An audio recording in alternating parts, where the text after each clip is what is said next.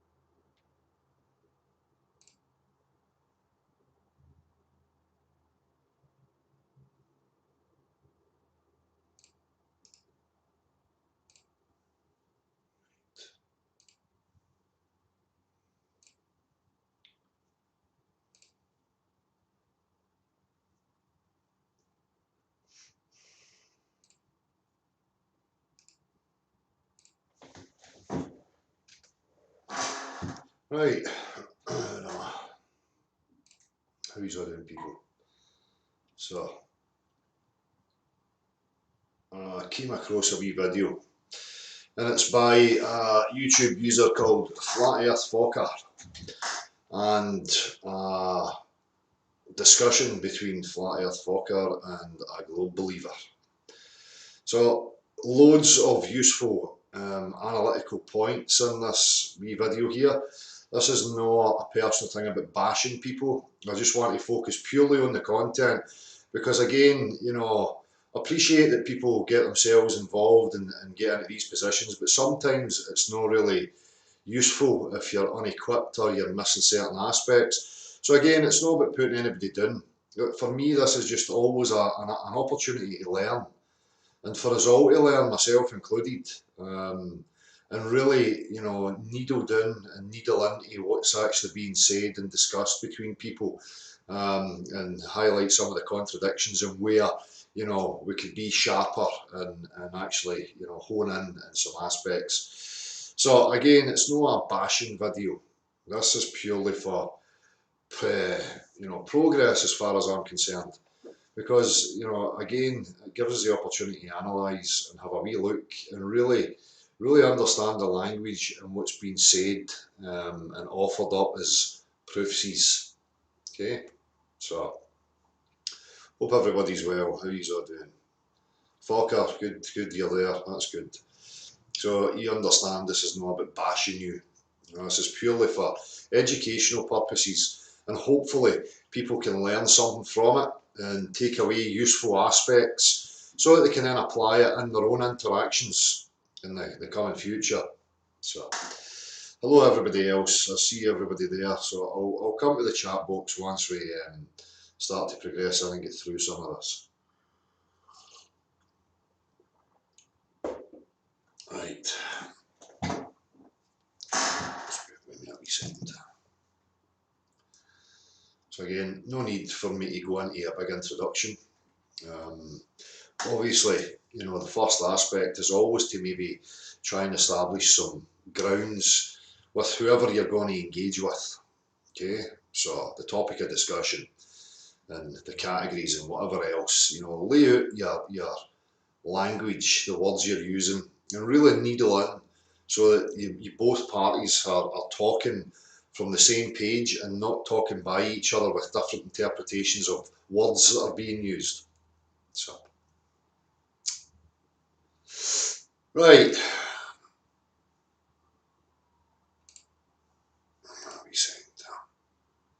I know Gav's going to join me as well. I'm not sure if he's going to come in right from the beginning here, so I'm just going to crack on.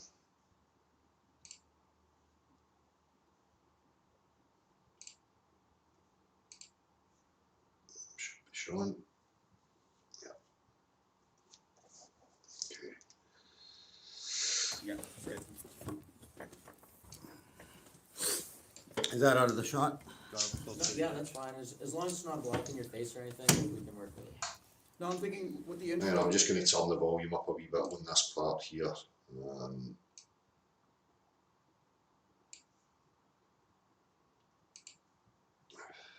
We just cut right? How do we get from there to here? Unless we do some sort of sting. Yeah, Oh, we've got hands, 3 right? cameras. Never mind. Yeah. I'm crazy. Yes, that's a dumb question. Yeah, okay. So anyway, as far as I can tell, this guy here on the right has got a channel. I'm not sure of the guy's name. Again, I'll need to reference that. But apparently this guy's done a test on his bike, you know, Eratosthenes, you know, sticks in the ground and shadows and all that stuff. Again, these things are based on assumption. He's trying to measure phenomena based on assumptions. So that's where his downfall is. That's why I consider these types of antics as pseudoscience, because they're making assumptions and running with it and then trying to deduce from measurements, you know, whatever fits their narrative. So sticking sticks in the ground and making assumptions about the luminaries is no, you know, conducive to any further understanding.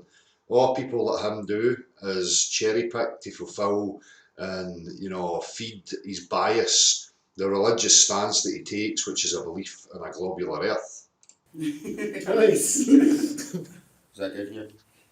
Yep. Should we do the lights thing again? Just because the tripod wasn't there. One more time? Continuity. Yeah, sure. Oh, yeah, good call. Good call. Good fun. Should I turn the lights back on? Yeah. Right, so Trying to just, be like a news anchor. Yeah. right, They always so, come on.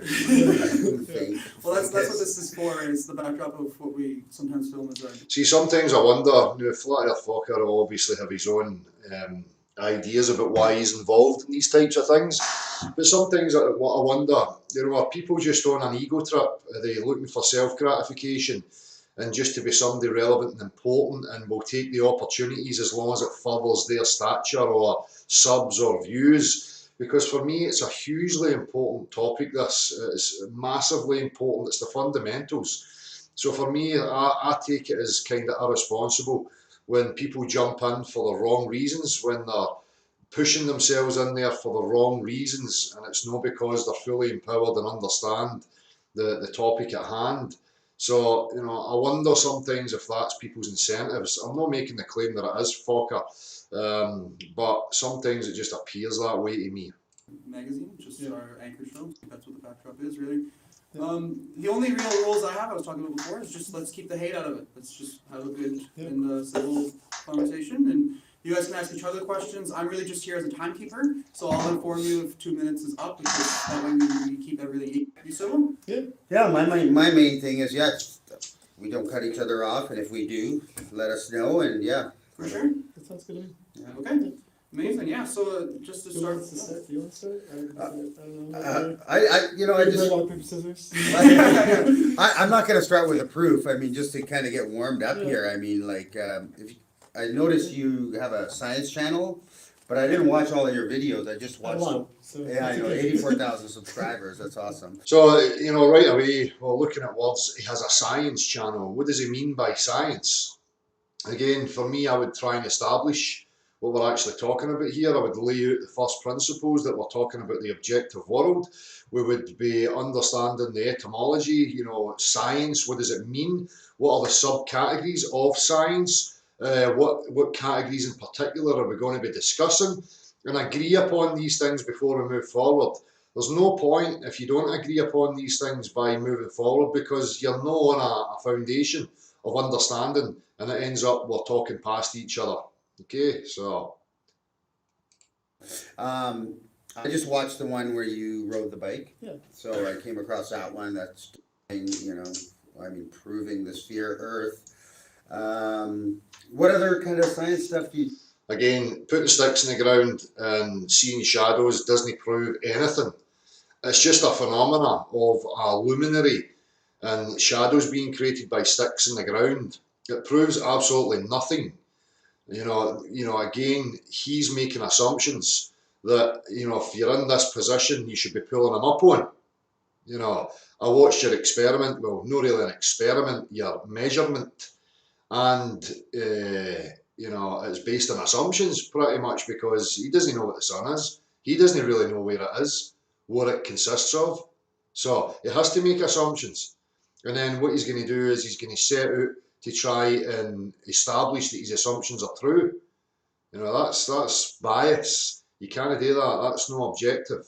You on your channel, like, what's that about? Yeah, so I do big experiments and What big experiments? I would like to see your big experiments and what you actually mean by experiment, because you probably mean measurement, no experiment. sort of science performances on my channel. So I will like bike across Saskatchewan to measure the Earth, or I will seal myself in a jar with plants to talk about climate change, or hours without touching anything plastic to talk about plastic pollution. So I do these sorts of things.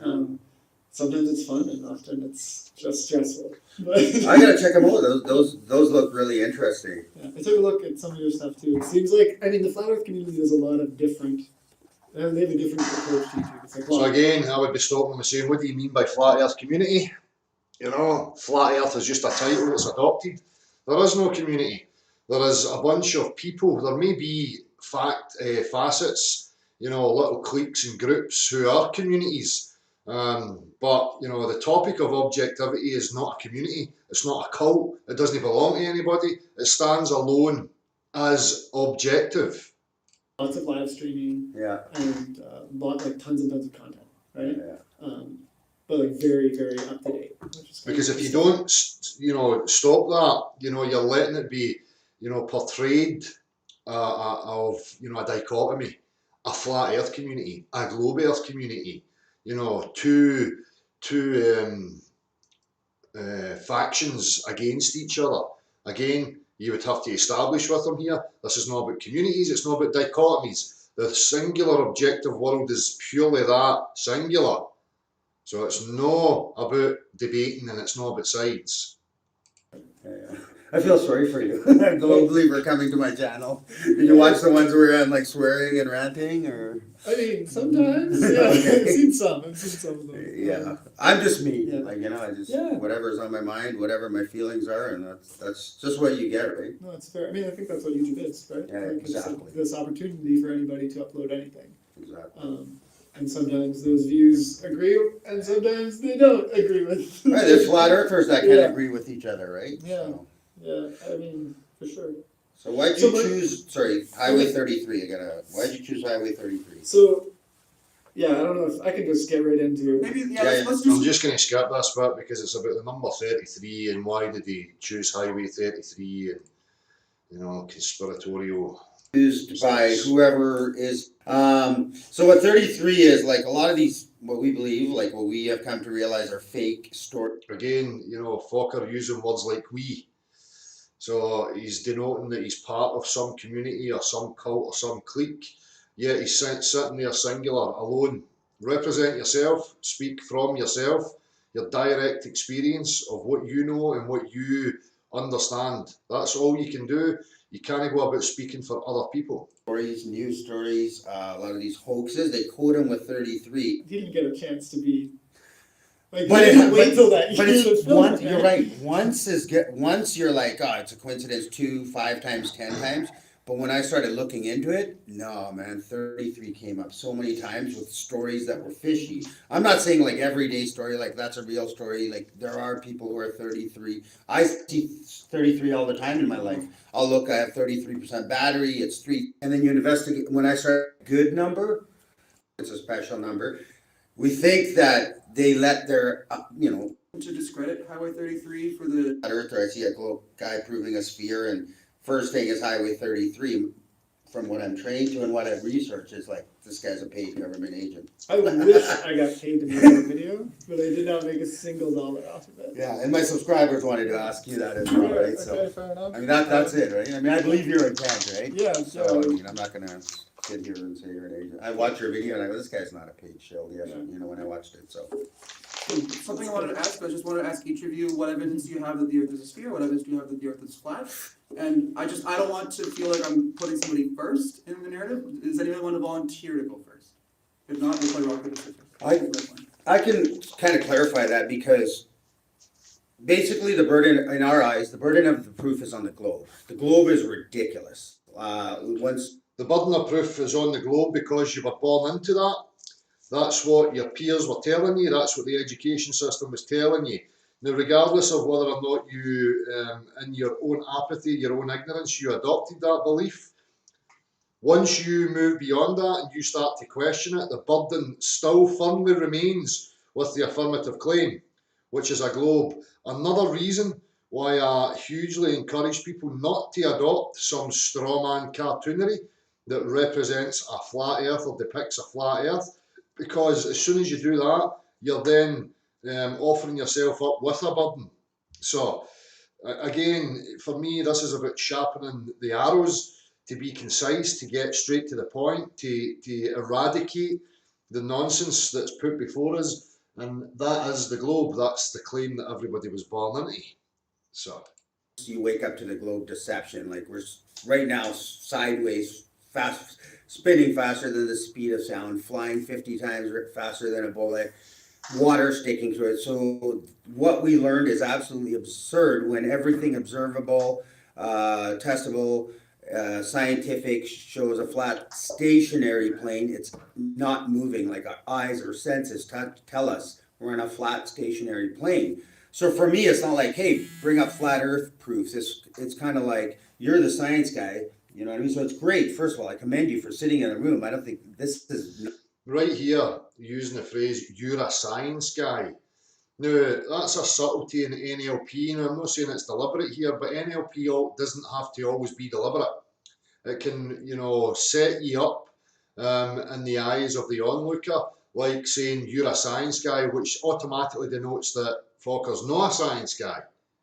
Don't give them, any credit. Remember, they are human beings. They are on the level the same as you. Every single person is their own scientist.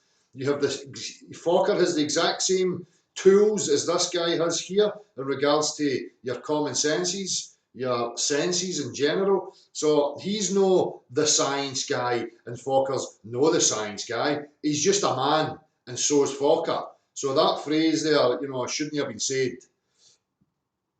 What you could have rephrased it as, I understand that you are a particular follower of a particular narrative.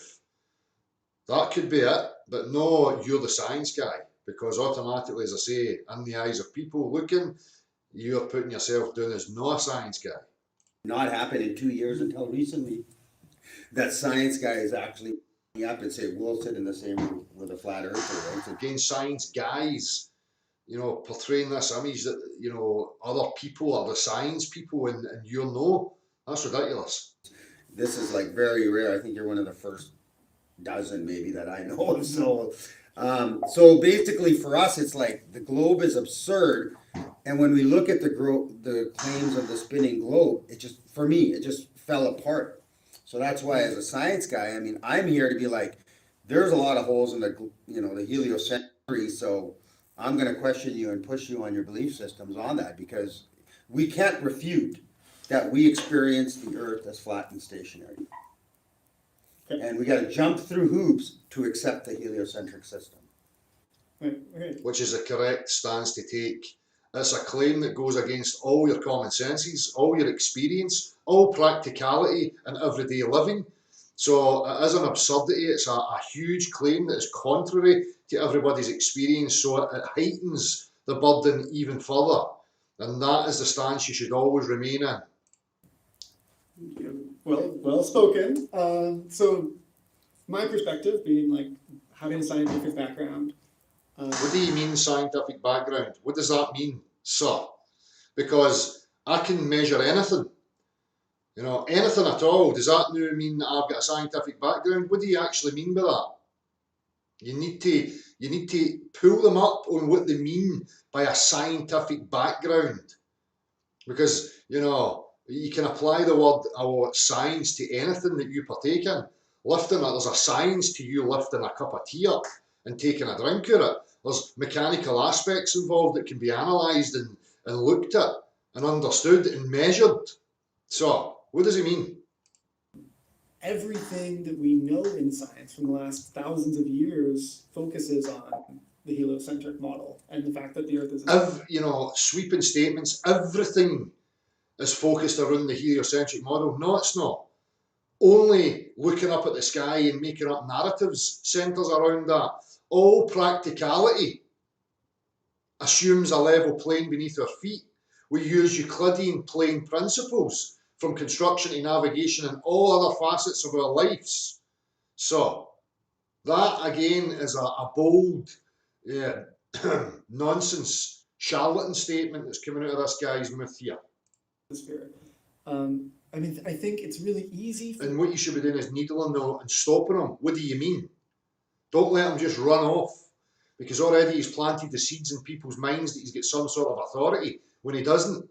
These are the aspects of a charlatan, a sophist, a manipulator, somebody who's under delusions, who doesn't even understand what they're saying or contributing to. So it's hugely important that you stop them and pull them back on the words that they're using, so that you've got a proper understanding of what they mean. And when you needle them, you will see the cognitive dissonance internally, because he'll feel stressed and pressured that he's not being allowed to just run his mouth and act windswept and interesting with buzzwords and phrases that are just empty. Pull him up on it. See if it's got any meat to it. people to think, oh, you know, it doesn't feel intuitive to me. Because if I look at the horizon, yeah, it does look flat, right? But if you dig deep into the science, and there's millions of scientific papers that Dig deep into this science. Again, what science are you talking about? Millions of papers. What do you mean, millions of bits of paper with words written on it? What is that? you know, rely on the principles that we've discovered in the last thousands of years. They do say, oh yeah, you know, the feeling, like, it's all it has to be this way, or all of science is wrong. No, this again, and we'll hear what Fokker's going to say, all of science is wrong. No, your axioms, your assumptions based on the language of mathematics is wrong. Not all practical aspects of living that he would call science. No. That's absolute bullshit. So, Right? So and I'll say one thing, like, for every single thing that someone brings up that is He's on a high horse. He's one of these people who's got the delusion that he's part of the big boys game, and that he's got a big weight behind him. Self-delusions. He's never been intellectually honest enough to dig in and look at what it is he actually believes in and understand the language that's been used and utilised. So he's coming with a bit of pomposity here. against that. To me, it's like, oh, I'm sad because it's just a missed opportunity. Like, there's something here that you misunderstood. Like So he's undermining Fokker here. He's treating Fokker now like he's a moron, and he's trying to be condescending subtly. That it's an opportunity. You've just missed something. I know something that you don't know. You weren't smart enough to pick up on it. Bullshit, son. I'm just going to riff off the example that you brought up. We don't feel the movement of the Earth spinning or the movement of the Earth going around the sun, because we only feel acceleration. Like, when you're in a train, you can walk back and forth in the train. Just going to stop right here. So here's a huge important aspect. You'll see these sophist, delusional, religitard people using these phrases like, oh, you only feel acceleration, like if you were in a train. So let's break that apart. In a train, it's an enclosed system. Okay? Totally different to the claim, the model that he believes to be true. Also, the heliocentric model is not stating that everything is moving in linear straight lines. You're spinning on an axis and you are going around the sun, which is going around the galactic center. Okay, so what you need to understand is if you were a person walking, okay, and there was another person that was going to do circles around you while you walk, you will notice that when you come to the back of the person, you would slow down. Then, as you come around the back to walk in front of them, you would be accelerating, and the cycle repeats. Also, again, using the train analogy, take the roof off the train, then put the train on a continued loop, a circular loop, which is not a straight line. So stand on a train. Okay, you might not really feel that you're moving at 100 miles per hour. As soon as you come to a bend, you will fucking know that you are moving because you will feel the force, the centrifugal force pushing you outwards. So again, here, they make these wee phrases that comes from their education, idiotic sophistry that is just planting images. So they'll use false equivalencies, misrepresentations in order to get you to accept the nonsensical mechanics and physics of spinny ball heliocentrism. So he's using an idiotic point here that just doesn't have any merit. As I say, the Earth's no claimed to be moving in a straight line, constant speed. It must be speeding up and slowing down as it traverses the sun, because in their model, the sun is moving at 500,000 miles an hour. So if you doubt it, try it. Get somebody to walk in a straight line. No, do a spin on your own axis, and at the same time, you have to go around the person walking, and you'll see what I'm talking about. And it doesn't feel like you're going at 80 kilometers an hour, right? But when the train stops, or speeds up, you feel it, right? Yeah. Notice that he leaves out when the train hits a corner. You know, you feel it. You feel yourself being flung outwards. And that's why we don't feel the Earth spinning. And I think that is true for literally everything that I get criticized for, that science gets criticized for. And Okay, I think that's sad. no, I think it's sad that you don't understand what you're talking about. I understand because we all had a globe mentality. We all accept. So here would have been the opportunity had Fokker, dug in and really understood the aspects of the globe and its claims, because he would be sitting there ready to offer these points that I've just offered, to break apart the illogical nonsense and drivel that's just came from this guy here.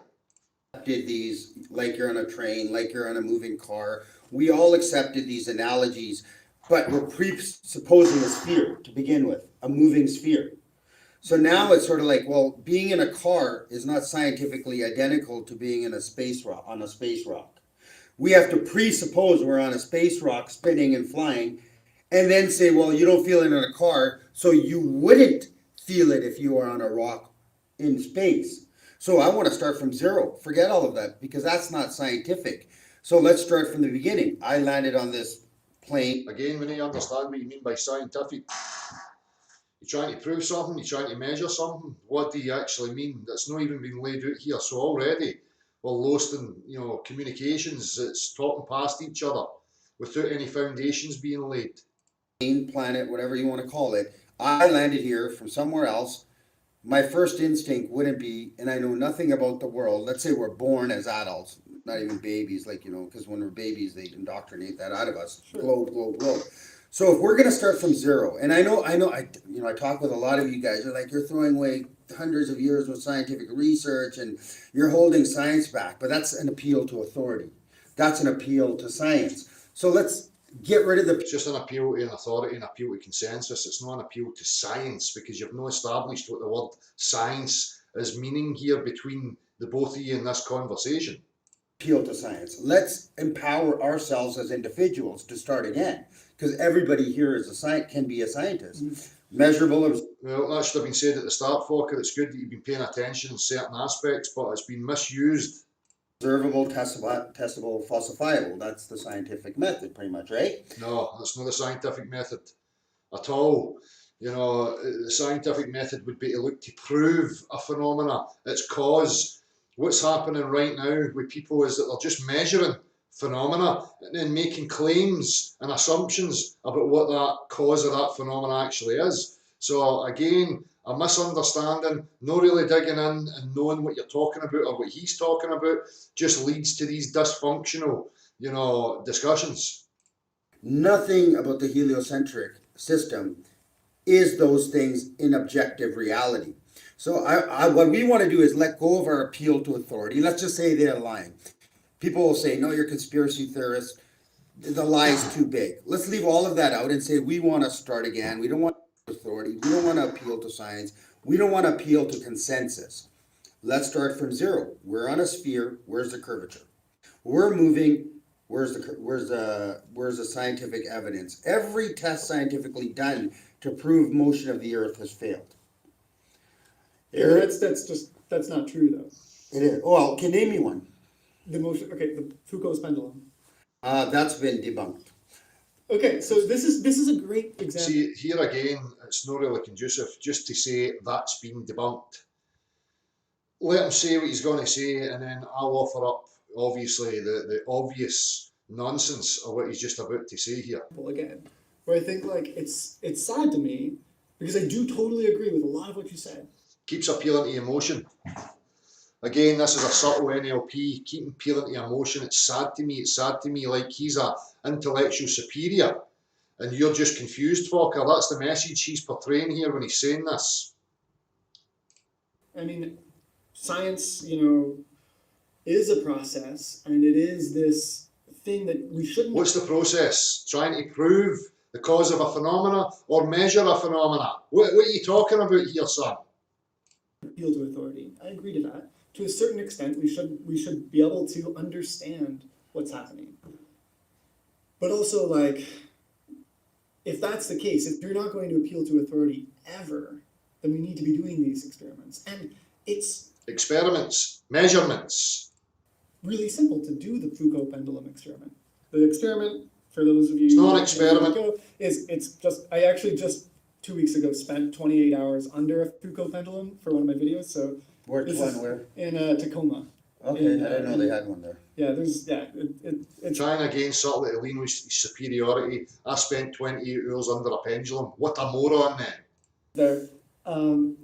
All it is a great big pendulum. The thing weighs 130 pounds, but it's just a pendulum, and it goes for long enough that the world rotates beneath it. So it appears to move in a circle, and that the length of time that it takes. The world appears to move beneath it. Okay, so he doesn't even realise what he's setting himself up here for. Because if that's true, if that's the case, and it's moving independently beneath the suspended object, then by rights we should be able to hover helicopters and let the earth pass beneath us. Journeys from one end to the other should be shortened when we're going against the spin of the earth.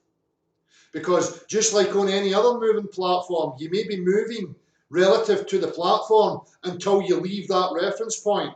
As soon as you turn against that and start to go against that motion, like he's trying to depict here with the Foucault pendulum, then you must be able to traverse the spinny globe quicker when you go against the spin. So he doesn't even understand what he's set himself up here for. To go around in a circle depends on your latitude. Now, to me, it's like, man, why haven't I seen any videos from any flat earthers ever that just take a rope and a bowling ball and go into a stairwell and do the experiment? Because that's all. Loads of people do it. Level Earth Observer's a crane driver. He sits on a big fucking crane with a big heavy ball hanging from a chain, and it doesn't move unless the wind acts upon it. So again, I'm going to have to highlight this here. You can't invoke Foucault's pendulum and claim that the Earth's spinning beneath your Foucault pendulum, because we should just all be going against the spin of the Earth to get to your destination, or just hover and let it spin by. Totally ridiculous. That's all it would take. But you have to start the Foucault's pendulum Yeah. by hand. So what you do, so what Foucault did. Again, lack of discernment here on Fokker's part. Sorry, Fokker. But what I've just highlighted is the return, the response in order to break apart the illogical nonsense that he's just spewed, because he can't invoke Foucault without it being true to every other aspect of our daily life.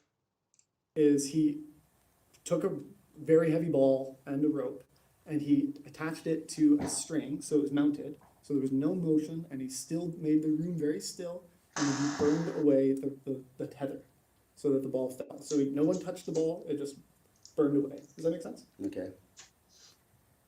And it went for a couple hours, and then slowly stopped because of friction. But in that time, he could watch it rotate, the earth rotate beneath it. And to me, it's like, why wouldn't someone do that? Well, he has, but so now you're. So again, he's committed now.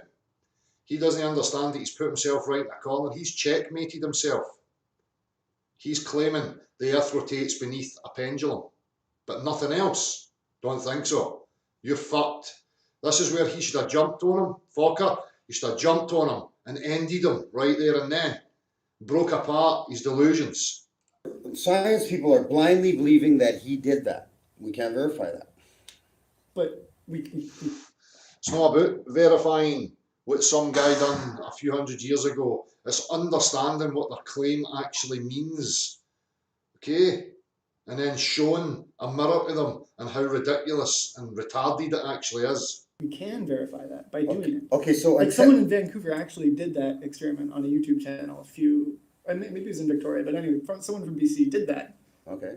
I'm like, I'd have to look that up. Yeah. You know what I mean? To me, like, I mean, I haven't looked into Foucault's pendulum since 2 years when I got into flat Earth. So I mean, everything's not on the top of my mind here of how that was completely debunked. Well, that again, preparation. You know, for me, I keep going back to this. This is hugely important, and when you really understand it and you really understand how important it is, you should never put yourself in a position like this to be ill-equipped. So again, I hark back to you. What was your real motive for this, Fokker? Are you going to be honest enough that it was, you know, some ego acting out here, trying to be relevant, get more views? You know, I mean, I don't know. Only you know that. You need to be honest with yourself. You don't have to be honest with me, but at least be honest with yourself about your motives and what drives you to put yourself in positions like this. And that's another one of these claims by science to sell the globe. Again, you have to assume the globe and then say, then Foucault's pendulum proves the globe. Well, that's kind of a circular argument. We still haven't proven the globe or the motion. So here's the thing with that. I understand what you're saying. I get your perspective.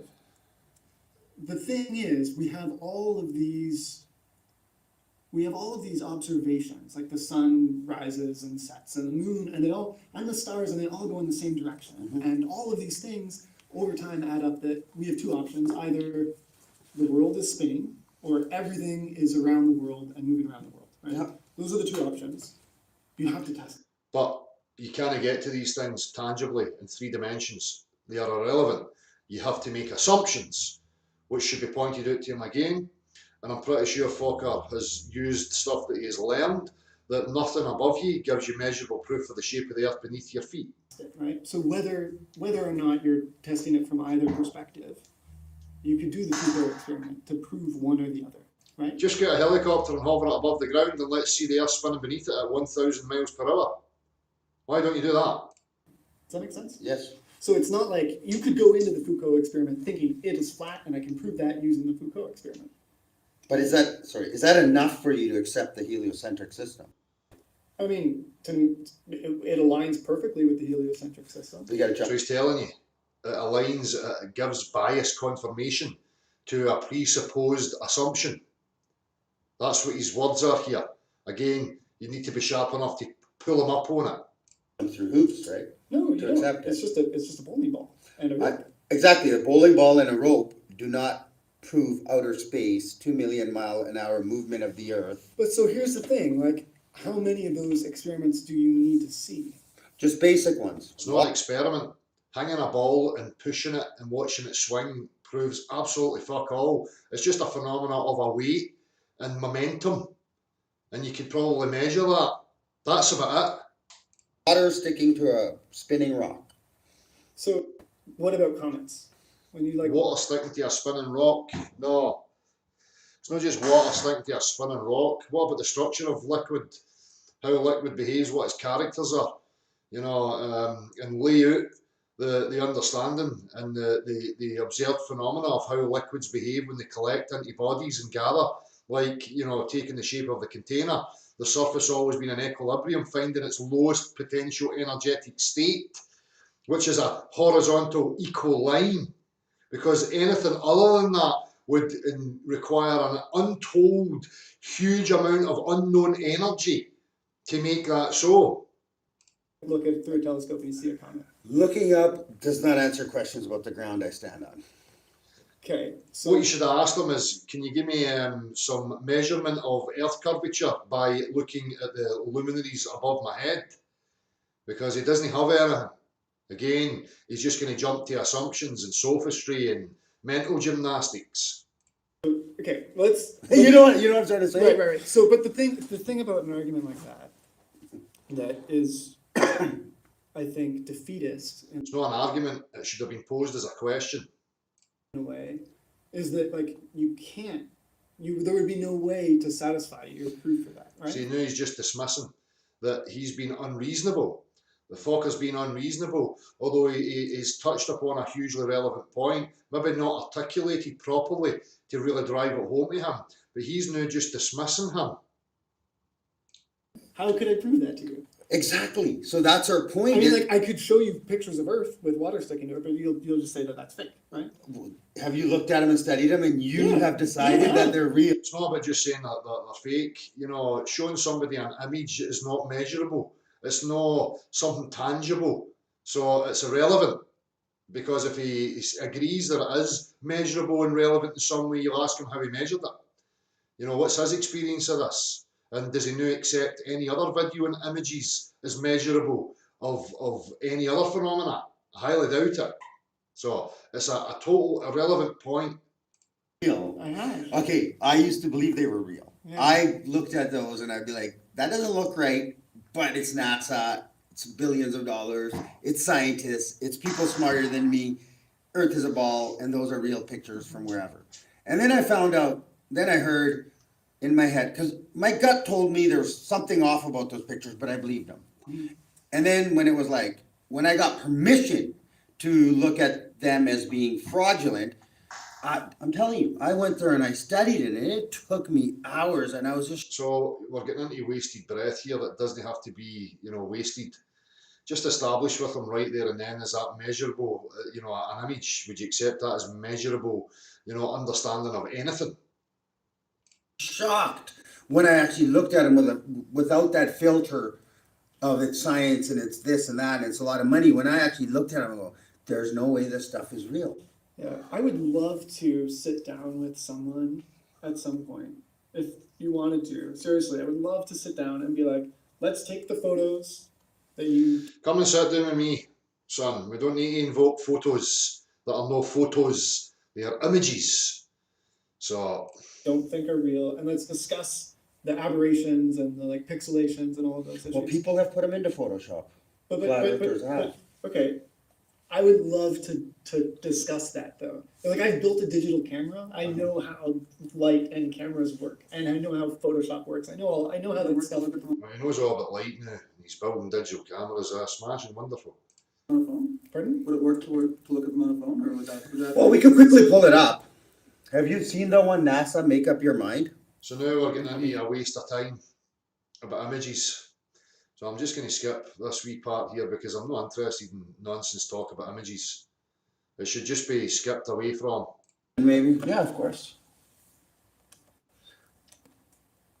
So, I mean, on a computer, you can tell. Like, you got a perfect line. My logical mind says there's something fishy about that. You got a picture of North America here that's covering up almost a quarter of the globe. And then you got it over here, which is a lot smaller. You look at all the other pictures. Okay, wait. So let's do one thing at a time. So Sure. the first thing, this one would have to be taken with the sun directly behind the spaceship, right? All of them would, I think. Well, not this one though. This one, the sun is over here from the Okay, spaceship's yeah. perspective. Does that make sense? Yes. So I don't see why that would be a problem. This one, it's only slightly to the left, right? Mm-hmm. So to me, like, I mean, let's say this was taken by it's probably not by the International Space Station. No, it must be. These are 2012. I mean, for me, space station orbits every 60 or 90 minutes. So they'd have lots of opportunities to take these photos, right? Mm-hmm. To me, that seems to make sense. The other thing too, like for this perspective, if you were to draw, you've seen, we could have brought a globe, you could have brought a pin. We would have had a good time. That would have been fun. I could have brought a globe and you could have brought a pizza dish. Very good. But it's okay.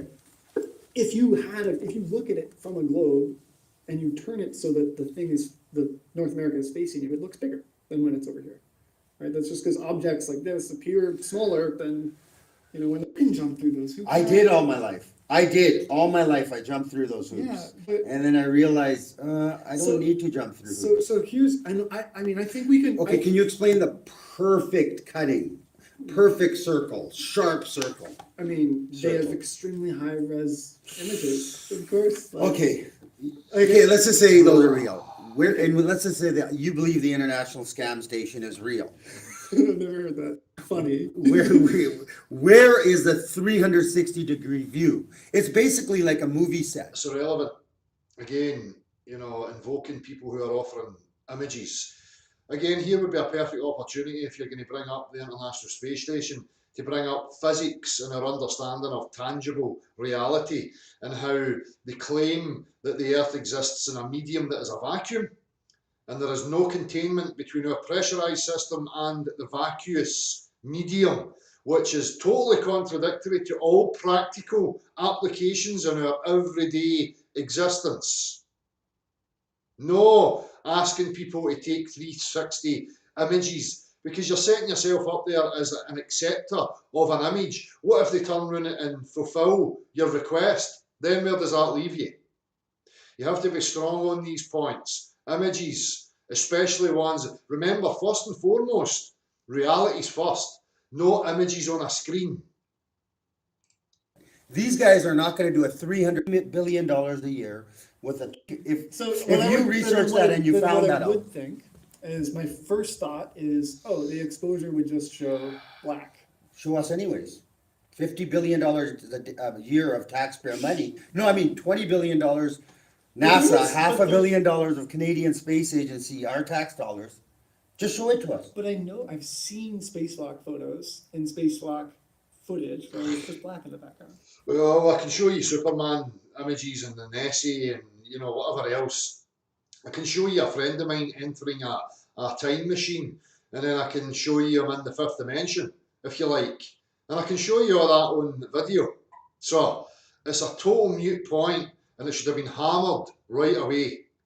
That's not satisfactory. Well, there should be black when they're at space, and then you should come around and show the Earth and, of the astronauts and all that. There's always a fourth wall. I've watched So dozens of hours of it. And then there's bubbles in space. I'm sure you came up on your flat Earth research where they're doing spacewalks and bubbles are coming out of their helmets. And I haven't NASA's, seen that. I don't know what yeah, that just looks like. YouTube, But YouTube bubbles in space. So here's the thing. Harnesses, you've seen the So, harnesses. here's Okay. the thing. Like with all of this, big picture, right?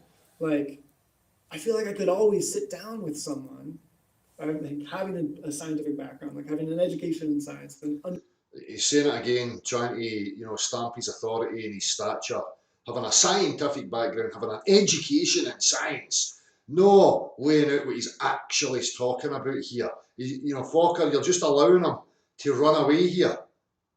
You really need to understand these points and learn when to hammer them and bring them back. You're under no obligation to allow him to run away. Bring him back, state his terms, understand the language that's being used, and stick to that. understanding the process of science. I feel like we could just keep sitting The down process of what science? and looking at these photos, right? And like, we could talk about the angles and things, and it would make sense, right? And but every time, and this is sad to me, it's always like, oh, but what about this over here? And like, we can keep through. Oh, we process, can, yeah. But I feel like those are the I just want to put it to the test. A real scientist, see, here's what I know a lot of science guys are, they believe science, and You're really cutting yourself short here, Fokker. Loads of science guys, you're putting yourself in a position here that you know nothing and these people know something more than you. That's not very good. education depends on it. A real scientist is skeptical. Right. I find science people are not skeptical at all because they won't question what they're told. You've blindly accepted that, and you're gonna. This is a phrase I hear all these science guys. I'm gonna ride on the coattails of the great minds before me and move forward. No science person that I've run across is, except the ones that became flat earthers. All the science people that became flat earthers. I know people like, I've met people on Facebook and all that have degrees, and they're like, my degrees, I can burn it. It's a waste of knowledge. But a real science person should look at what they're told skeptically. Right. So I appreciate that. Yeah. And I think that we do need to question authority. As a scientist, you can't just blindly accept a paper because, or someone professional says something. You can't just blindly accept it. I think that that's a good perspective to have. But they do in your field, you know that. But, right, but here's the thing, is that to a point, that becomes impossible. Like, let's say, I'm not going to, I'll use math, because math is real, right? Yeah. Right, so, No. Again, Fokker, he's trapped you in here. Math is real. What's he talking about? Math's a formal science. It's a language. It can only be applied when it is used as a measuring device for tangible substance in our three-dimensional existence. Okay, so it's a useful tool in that regard, but it can also be used in conceptual manners and formulating different axioms and starting from constructs that are not part of our everyday practical reality. So again, a lack of understanding on the words and what's being used in regards to this topic of discussion, and going in there ill-equipped, which is not going to bring you progression, I'm afraid. I can't just sit let's say I think math is a conspiracy, and I wanna uncode math and figure out math myself, right? No, I agree with you, math. So I can do that, but I could say okay, I'm gonna start with. Why are you agreeing with me? It's no, math's just a language created by man to measure phenomena. That's it. But at the same time, it's being used to incorporate concepts and ideas. The basics, and I'm gonna figure out math as I go along. I'm gonna discover everything about math by myself. That would take me a lifetime, right? Now, it wouldn't take you a lifetime just to understand what math actually is and to have a grasp on what it actually is in regards to it being a language. So this guy here again is trying to play things down by, discouraging you, by saying it's too much, it would be too complicated to try. No. Just get to the root foundations of it and understand that math is a formal science. It's classed as such because it's a language. It's not part of the natural objective reality.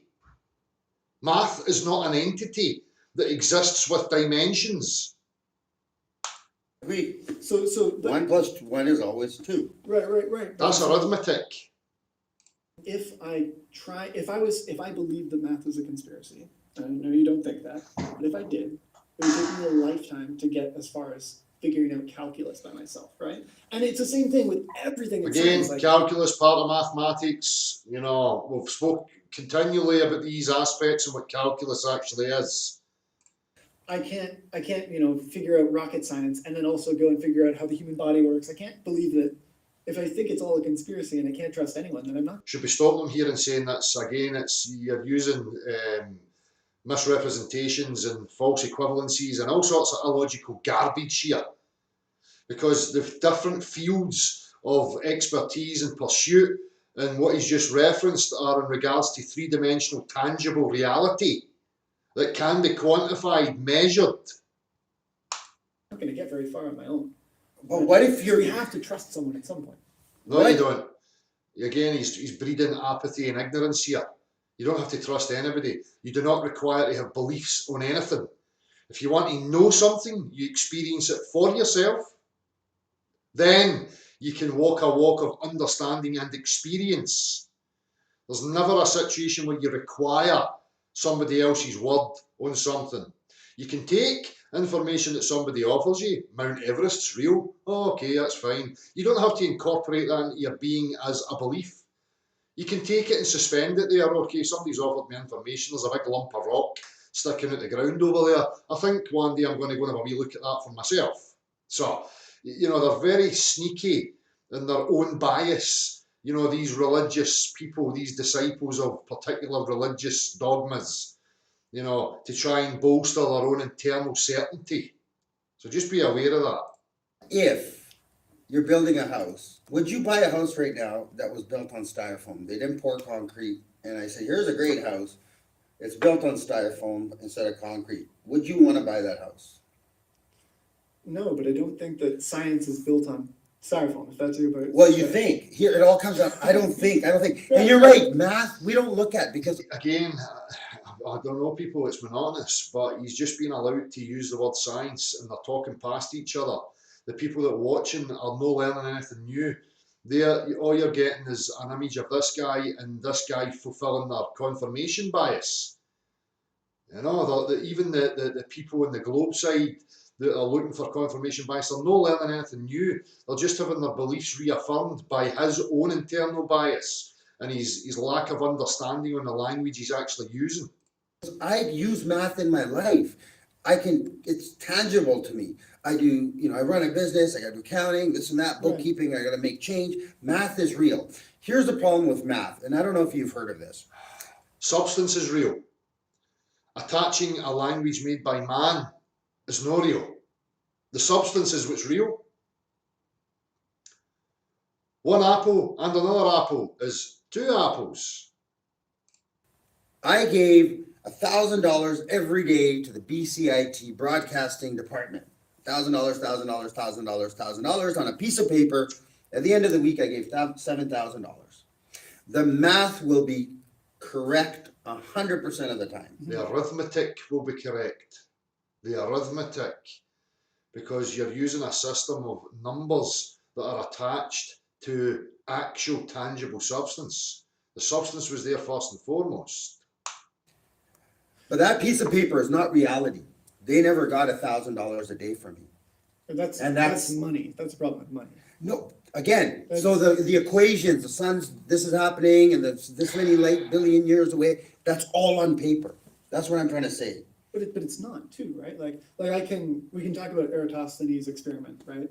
The one that but let's finish. Okay, let's talk about this math thing. Sure. Math is correct, but like I'm saying, no, it's not. You know, again, a real lack of understanding. Math is correct where, when it's applied to what axioms are being used and utilised. Where's the foundation of understanding what he's actually talking about here? There is none.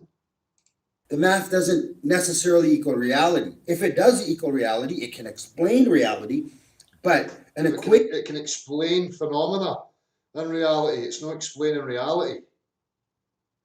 It can be used to understand and quantify and measure certain phenomena within our reality. That's it though. Equation will always add up, multiply, whatever it's going to do with the correct answer. Now you can't turn around and say that's correct because these guys are like, where's my $7,000? Like we didn't get that donation or charity or whatever. I'm sending it to Africa, whatever I'm doing. So the math, I'm not saying the math is wrong. I'm saying how do we make it with our objective reality? And what we realize is a lot of people are caught up in the math because it makes them feel smart and they got degrees in science and math. Shit. Everything's still working here.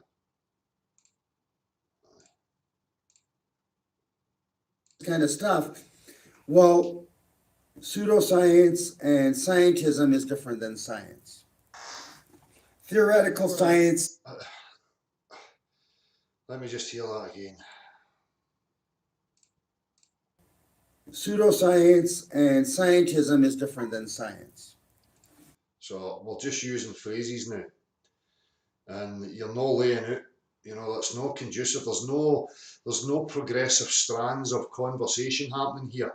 It's just words that are not fully understood being thrown out there to try and sway and somehow, you know, win over or whatever. I mean, this really is empty.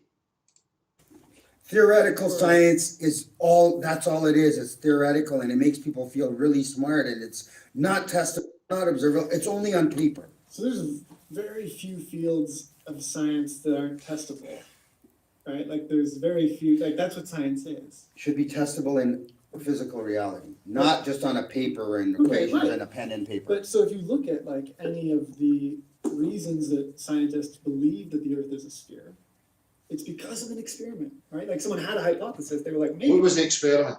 Lay it out for us. it's not flat, you know, maybe the sun rises because it's turning, the planet is turning. And like we did experiments, right? Again, you should be hammering them. What experiments? There is none. What does it mean by experiment?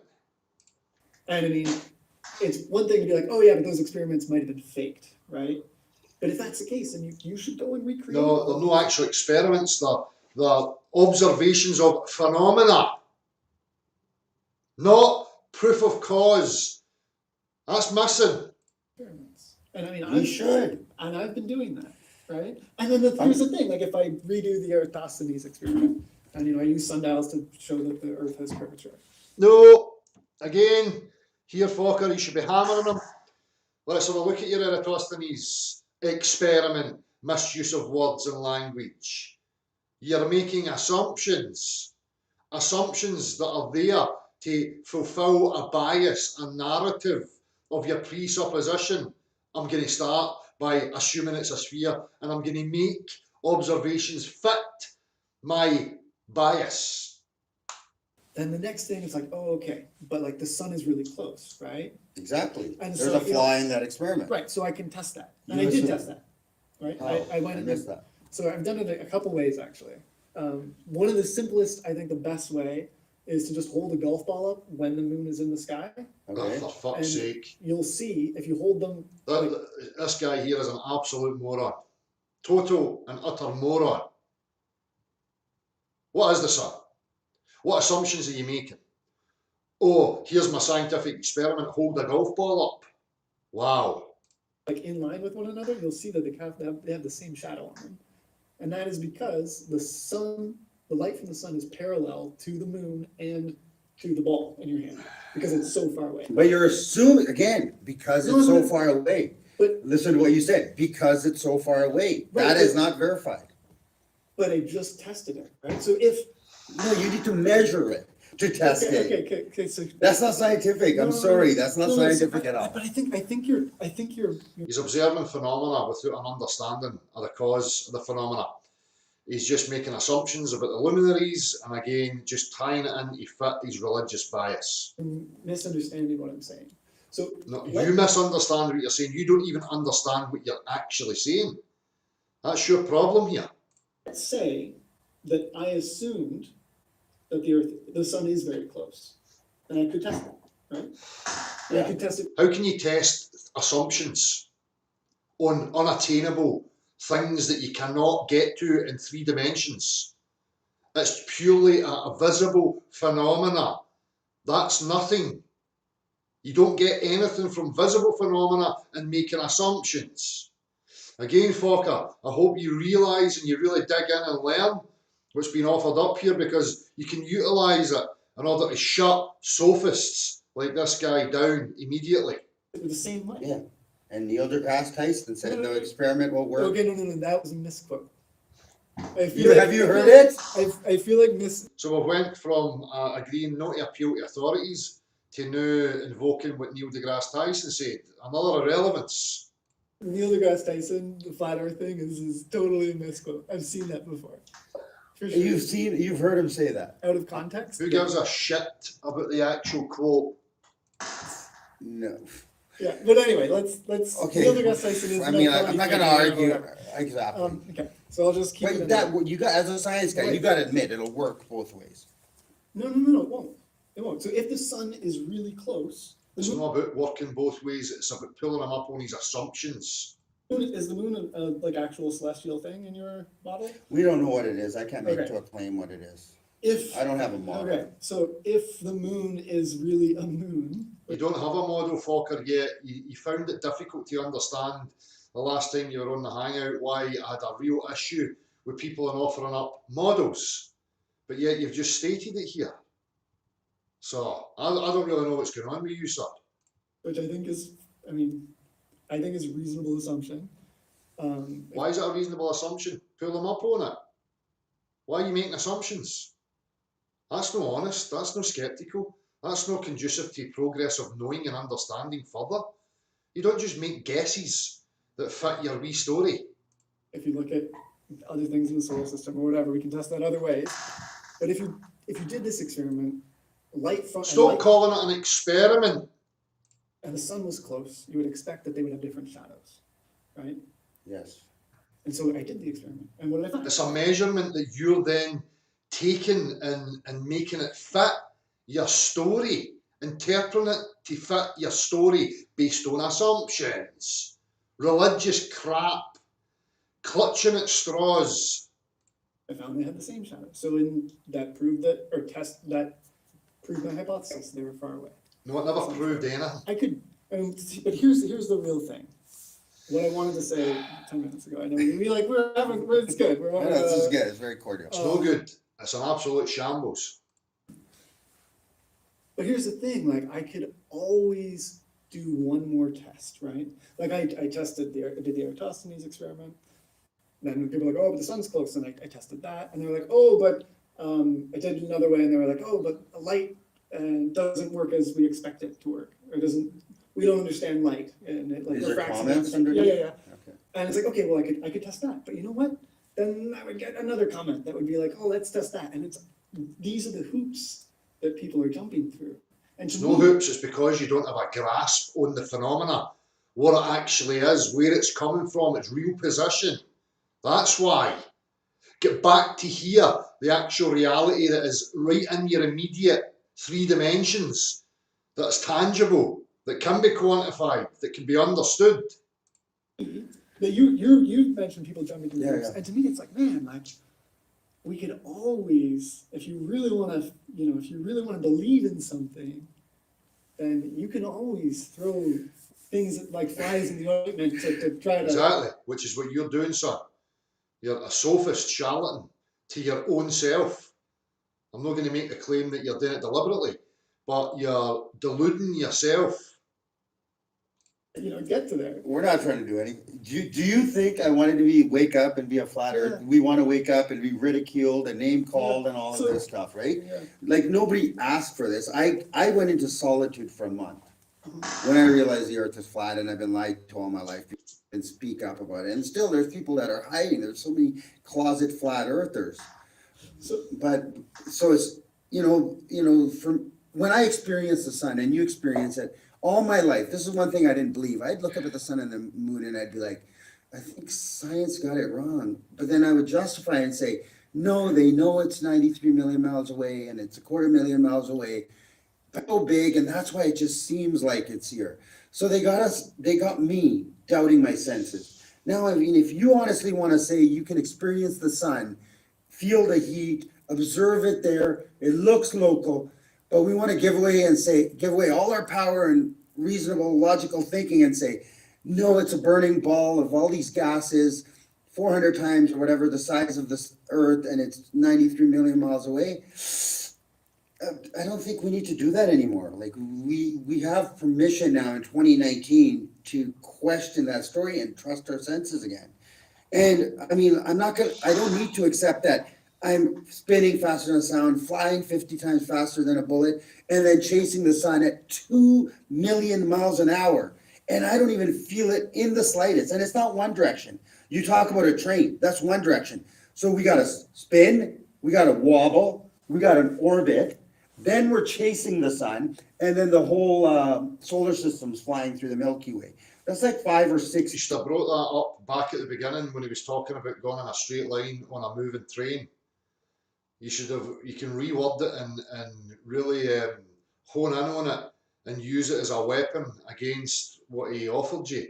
Because rightly so, now you're bringing it up later that it's no straight line motion in an enclosed system. Different directions that we're traveling. So, you know what I mean? And even the way the sun rises and sets, like, okay, but do you realize we're chasing it at 500,000 miles an hour? Right. It's completely distrusting our senses and all. I just think it's a really heavy indoctrination I was under. Yeah. So like, here's the thing to me. I mean, I think like you were talking about how you had like this wake up moment, right? I mean, I think like I would love to have that conversation of like stepping out and being like, big picture, like what is that like and like why? I mean, to me, from my perspective, it looks like this. It's like we have this community of people that were left out. I mean, I feel like you say like coming out as a flat earther is hard, right? Yeah. And I think like it's a real shame that those people are ridiculed. And I know, and that's why Dan wanted to make this. Again, trying to appeal in an emotional sense. He's still trying to treat Fokker like there's something wrong with you, Fokker. That's what his condescending attitude and demeanour and message is here. There's something wrong with you. And he feels sad that you've been left out and that you're missing something, that you're no wired properly, and he's wired properly because he can grasp the pseudoscience bollocks. Yeah, Film. absolutely, which is great. Yeah. But I think it's a shame because it perpetuates these sorts of what I would say and what any scientist would say are misconceptions, right? To me, because it's No, people with a bias would say they're misconceptions. The majority of people that he's claiming are scientists don't even understand what it is they're involved in. Case in point, gone to universities and colleges and they don't even understand the base axioms or what the tools are that they're using. So he's portraying this image that there's a collective group of superior beings who are above us. Moron. it's like, man, like we messed up. Can we say fuck? Can I say? Yeah. Say whatever you They'll want. edit it out. They'll edit it out. We It's okay. Who's we? We fucked up. What he's actually saying here is that the mind warp never worked on everybody. Oh dear, how are we going to put this in the bag? On my channel. To me, it's like we fucked up in the education system, right? Yes, the education system was fucked up because it is not about empowering the individual. It removed the liberal arts. It removed a process of how to think and analyse information so that sophistry and lies and manipulation would never have taken hold. So that's where it fucked up. No, that it wasn't successful in implementing a religious narrative of our existence and what our objective reality is. So he thinks he's clever, this guy. I see right through you. No, I mean that's when I look at it, I'm like, man, you don't. Sorry, I don't mean to interrupt you. Do you really feel that, or is that what mainstream has pushed into your brain? Because I hear that on mainstream all the time. We messed up. And I've got a lot of people in my life that know I'm a smart guy saying, oh, the education went wrong, we went wrong, oh, let's feel sorry for these guys. Is that really what you feel inside, or is that socially engineered thought inside your head? It's really what I feel. I'm being Okay. really honest here. No, that's right? good. Because he's on a high horse, he thinks he's a superior intellect and you're a moron. That's what he thinks. Because I mean, to me, it's like I've spent the last, I don't know, maybe 6 years or so doing science experiments, like every day. Because he was patted in the back and told, well done, son, well done on your regurgitation. And that fed his ego and cemented it so that to the point where he's totally blind and refuses any possibility that he has it wrong. Yeah, I'm doing something. I love science. It's wonderful, and I'm glad to hear that. I like real science. Great, so do I. But the thing is, What's like, real science? Again, we're just talking past each other. It's not been laid out. It's not been agreed upon and fully understood and what we're using these words and what they're used in regards to. I've gone through and done so many of these experiments, and I've never had a case where Stop saying experiments. You've done measurements on phenomena and interpreted it to fit your narrative. experiment and I find this weird result that contradicts the scientific, corpus. It's like, and like I thought that I would think that at some point, if all the science or a huge amount of science is fake, I thought I would have come across one of those just once, but I never have. Well, It's like, man, like I don't. I think you got to be honest with yourself. Like Yeah. what do you think? Okay, just quick response. Of all this, like we're claiming, like you haven't met them.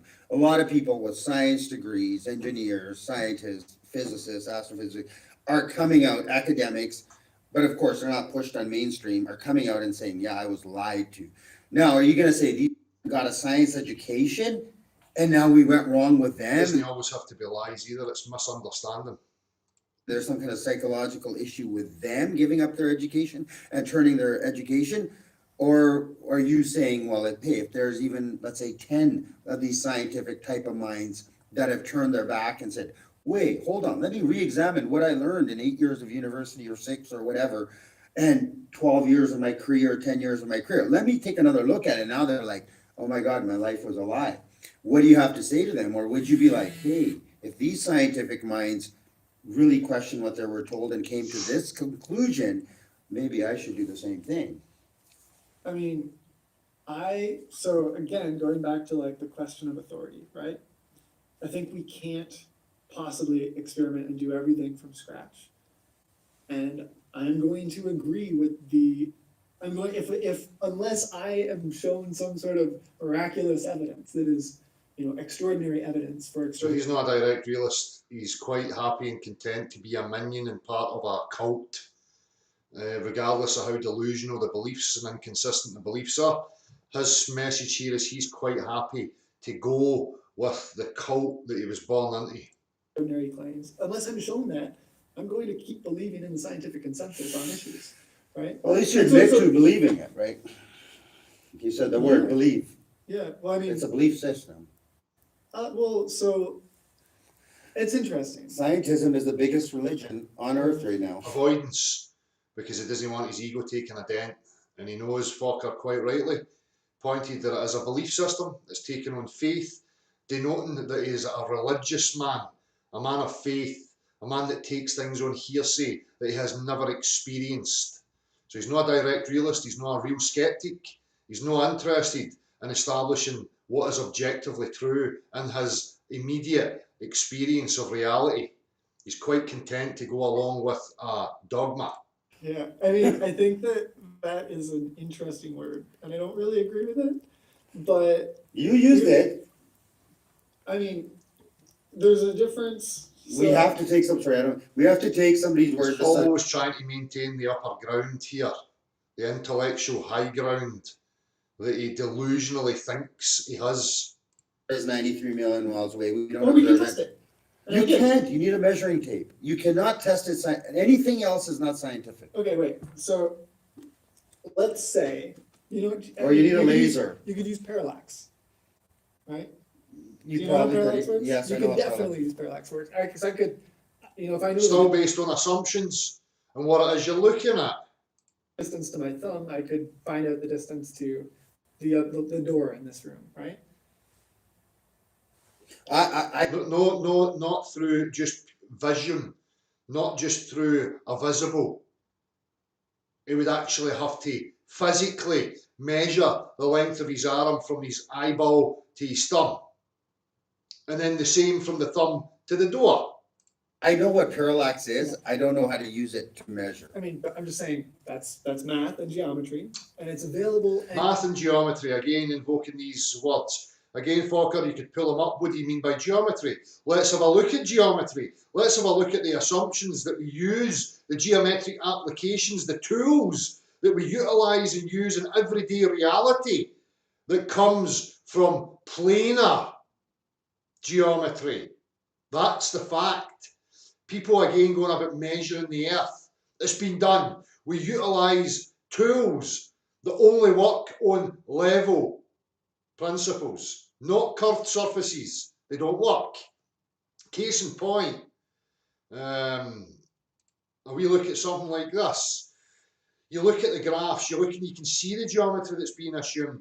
If we look at an aircraft, if we're tracking altitude from an aircraft, we have an ever extending, we'll just call it an infinite level straight line. Now, as the aircraft leaves from any of these horizontal straight lines, its altitude is denoted from the line, the level that it took off from beginning until end. This is not a curving away surface. If an aircraft, theoretically, here's a thing, an aircraft should be able to take off and within a short space of time level off. And as it flies level to its relative position when it was stationary, the Earth will drop away beneath and it will increase in elevation. That's not what happens. Everything is taken from the level. Plumb. Level. Okay? So, talking about geometry, pull them up on these things. you Okay. could go and do it. Okay, but we haven't. Nobody has. We trust that science did that. I don't believe science did that because my eyes tell me the sun is not 93 million miles away. Right. The heat I feel. And there's so many anomalies. So our summer, the sun is actually 3 million on the northern hemisphere or sphere in the heliocentric model. In our summer, the sun is actually 93 million miles, what is it? In our summer, it's 93 million miles away. In our winter, it's actually 90 million miles away because it's an elliptical orbit. Right. And that makes no sense, and such huge variances So in to me, temperature. that's like a key example of like of All this is totally irrelevant. Talking about luminaries, they've wandered away from what we're trying to establish. And again, it's all ground, it's wasted, it's just all hot air that never resolves anything. of all of what we started with saying about the like feeling the motion on a train and feeling the motion of the world. Because to me, it's like, oh, like that's just a misunderstanding, because you are. That's like a proof that you're misunderstanding the heliocentric model. Proof of Because what? Again, pull him up on his words. Proof. What do you mean proof? What you proved? So science says it is. And exactly, that is what you're saying is completely true. But the reason it is warmer in summer is because of the tilt of the Earth. Okay. And that is something we can witness as we watch the sun throughout the course of the year. It goes higher or lower in the different season. The days are longer in summer. It slides out of the Earth with an object, a heat source that's 93 million miles away. No bother. Why do we get snow on the top of mountains? Why is that? Why do we have snow at higher altitudes, closer to the heat source? Less particles. Well, what about the particles of the actual substance at the top of these mountains? The mountains are made of actual particle substances. So is the bloody snow. Because of that tilt, right? I'm just saying, like maybe there's two options here, right? It's not definitive though, right? You gotta admit, it's not definitive. It's assumptions, it's all assumptions. I mean, technically, nothing is definitive. But don't you think our real life or physical things should be tested, like, I it do should think be that. objective? It shouldn't be assumptions. It shouldn't all be But at some appealing to point, you authority. have to make assumptions. No, No, you don't. Okay, so here's the thing. you do, Think about you do. but not about my life and the ground I stand on. So like to make no assumptions is to assume you're not making an assumption, right? Think about that. It's a weird Make tongue no twister, assumptions. Okay, yeah. right? Because like I could assume that I've got all my variables figured out, but then I'm assuming wrong, right? Maybe you have to make assumptions, or you can't do anything. Does that make sense? Sure, yeah. But stepping back, Right. So that's as far as that one goes.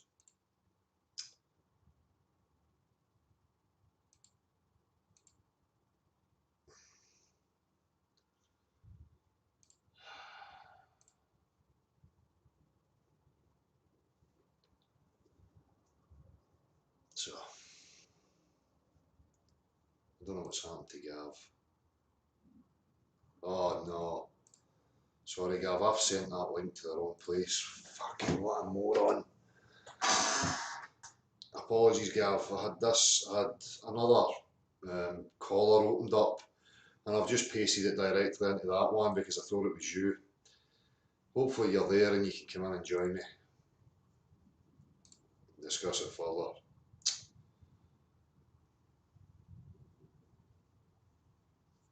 So,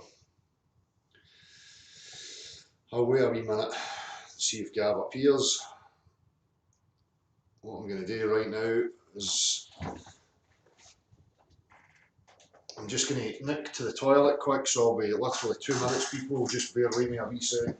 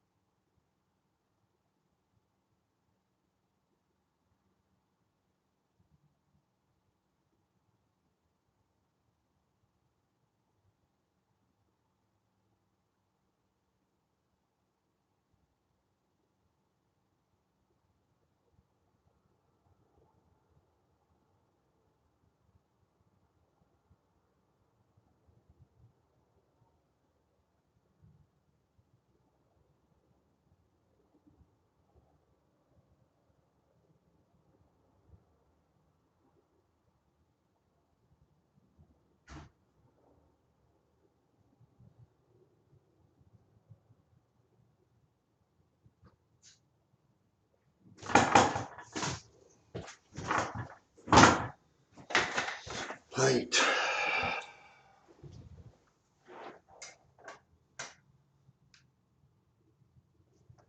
Still me, Gav, I can only apologise, man. I fucking made a boop, fucking sent it to the wrong place. Anyway, so let me see how we are doing.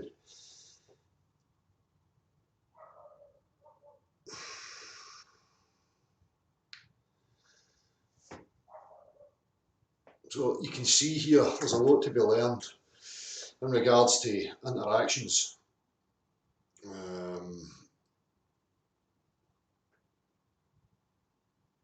It's not about, it's not conducive to actually laying out an understanding though, Twitlet. Having niceties, and it wasn't aggressive.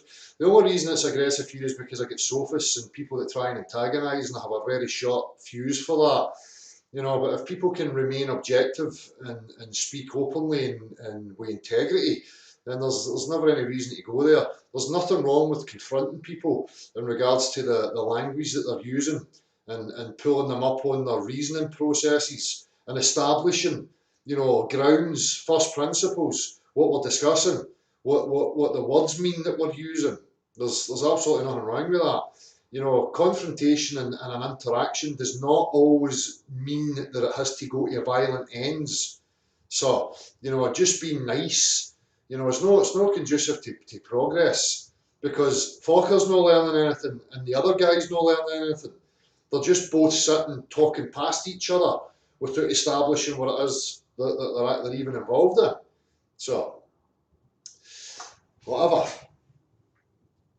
Again, each to their own.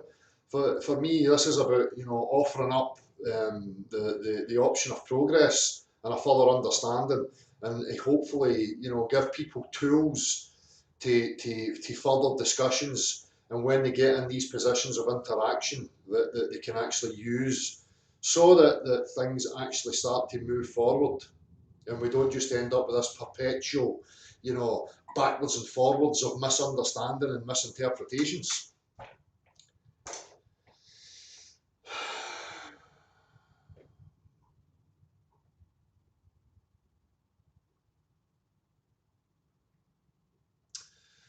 Philip Walsh, that's exactly what's going to be happening.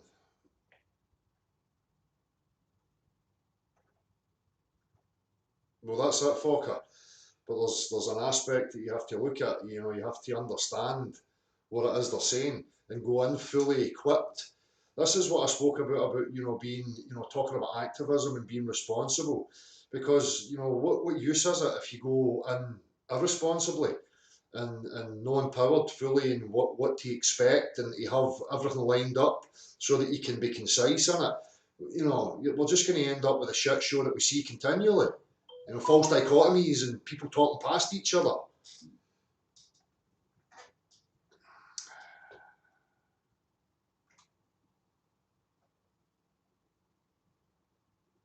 I'll maybe open it up shortly. And that's what's going to be happening, a new format from now on. We're going to bring up relevant aspects of this whole discussion, and when we open up, it's going to be in regards to the points that are brought forward.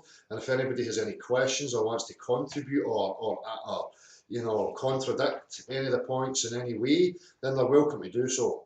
I'm not just opening up now for waffle and morons to come in and disrupt and offer up garbage. So I'm not wasting any more of my time.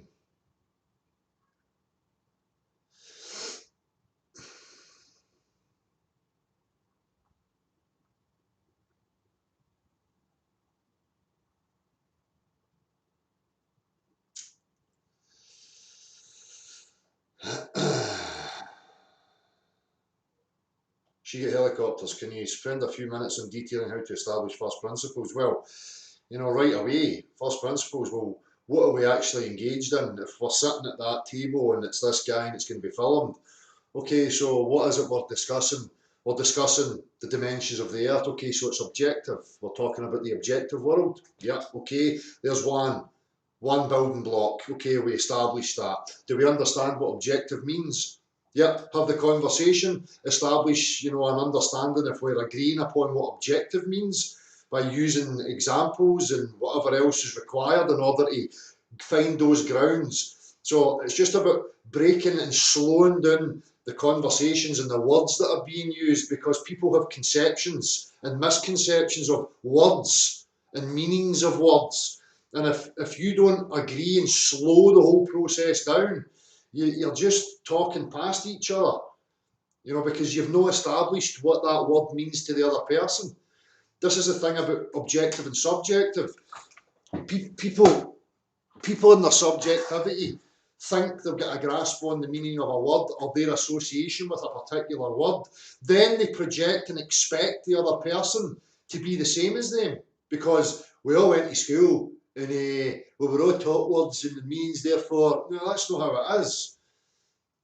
Other people from different walks of life have different attachments to different words. They have different images that are projected in their mind when they hear certain words or phrases. So it's a matter of slowing our conversations down and not being scared to needle each other to establish common grounds and what we're actually talking about.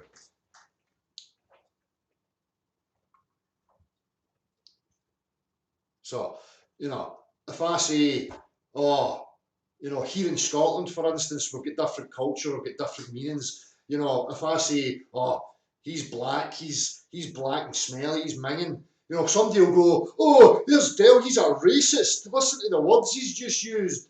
But again, I come from a different culture. When I use that word, I mean somebody who's unclean, somebody who doesn't wash and take care of themselves physically.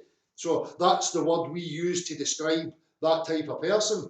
In some other culture, they just think I'm using the word as a derogatory term to a coloured person, a person of different nationality, when it's no. So again, we can't just project and expect other people to be psychic and understand what it is we're talking about, because it's useless if you're trying to, needle each other and weed out misconceptions and falsities in each other's minds so that we can establish some objective grounds. Hope that makes sense.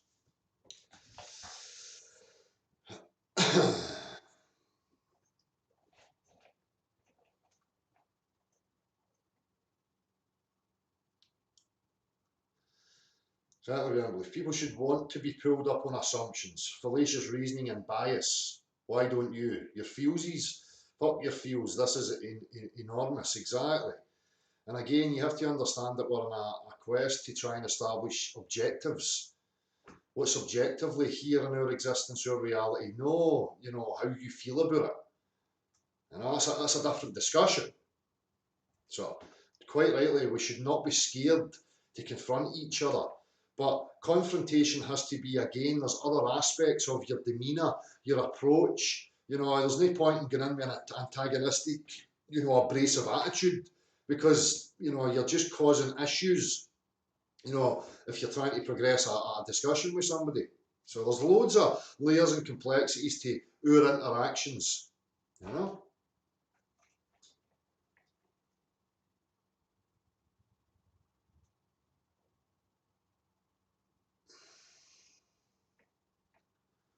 You're all just a bunch of sheep just babbling, you don't want to do anything. Well, we're doing something right now. We have always been doing something. There's a whole process going on, socially, objectively. There's complex layers to this whole thing. People have just been born into cults and swept up and ran before they could walk without ever addressing and having a real, methodical process of their understanding. So it's all progress, things are moving, things that people are understanding things. We're confronting the assumptions and the beliefs that we held to be true. What do people like you mean? Oh, you're not doing anything. What? Jumping in a boat and going to the North Pole or the South Pole? What's the point in trying to branch out without people firstly understanding their own mind and what they're wrapped up in and what they're attached to? There's so many anchors and weights on people right now. So, you know what? I'll just forget about all that. Just forget about all that. That's irrelevant. It's not fucking irrelevant. It's hugely important.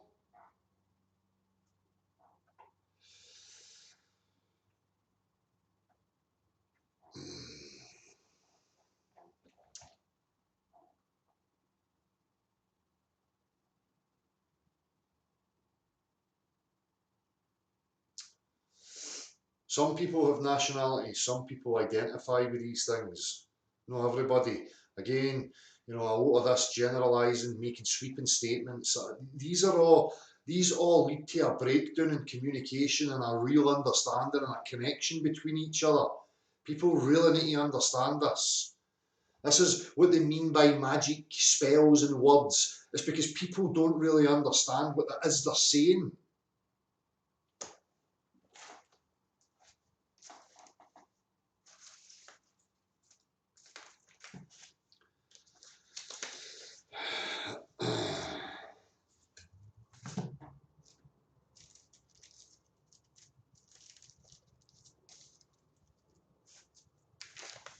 So, I'll open up a wee hangout here, and maybe Fokker or anybody else that wants to contribute to this particular avenue of interest. By all means, you can be my guest.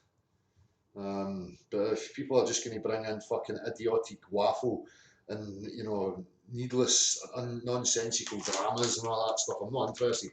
I'm telling you right now, no more.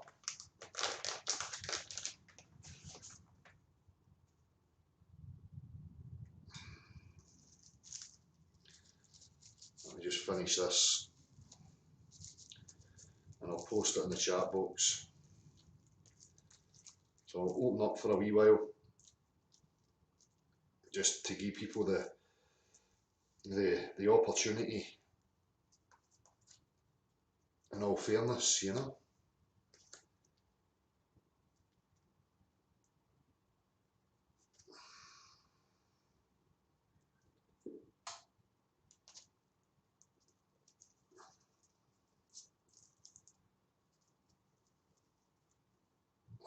Cheers, Tanya. I hope so. It's the only thing I can ever offer up. You can only walk your own walk. Nobody else is my responsibility. I'm not a team, I'm not a unit, I'm not a cult, I'm not an organisation. Although there's many people out there that will try and pin that on you. Again, I'm not responsible for people coming here and learning, taking things away and then representing that. That's up to them. People need to have the discussions with each other. Again, I ain't an organisation, I'm not a club, I'm none of these things. I can only represent me. So,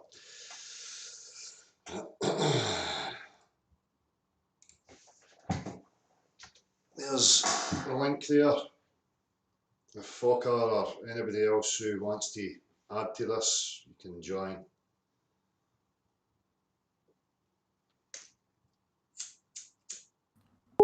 You're a hypocrite, Howard.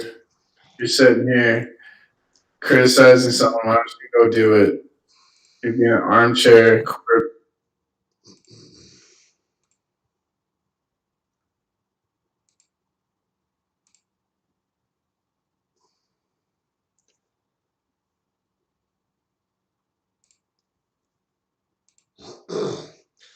So there's a huge difference when we have critiques. I've always been open. Anybody can come here and have the discussions about any aspect of my work or, whatever it is I'm critiquing at that time. That's the fair thing. I've always done that. So people can utilise it and use it whenever they like.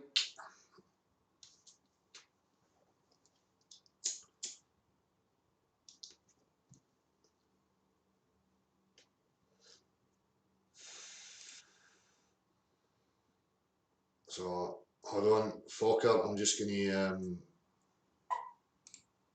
allow you in. Okay, Fokker, you just need to unmute yourself.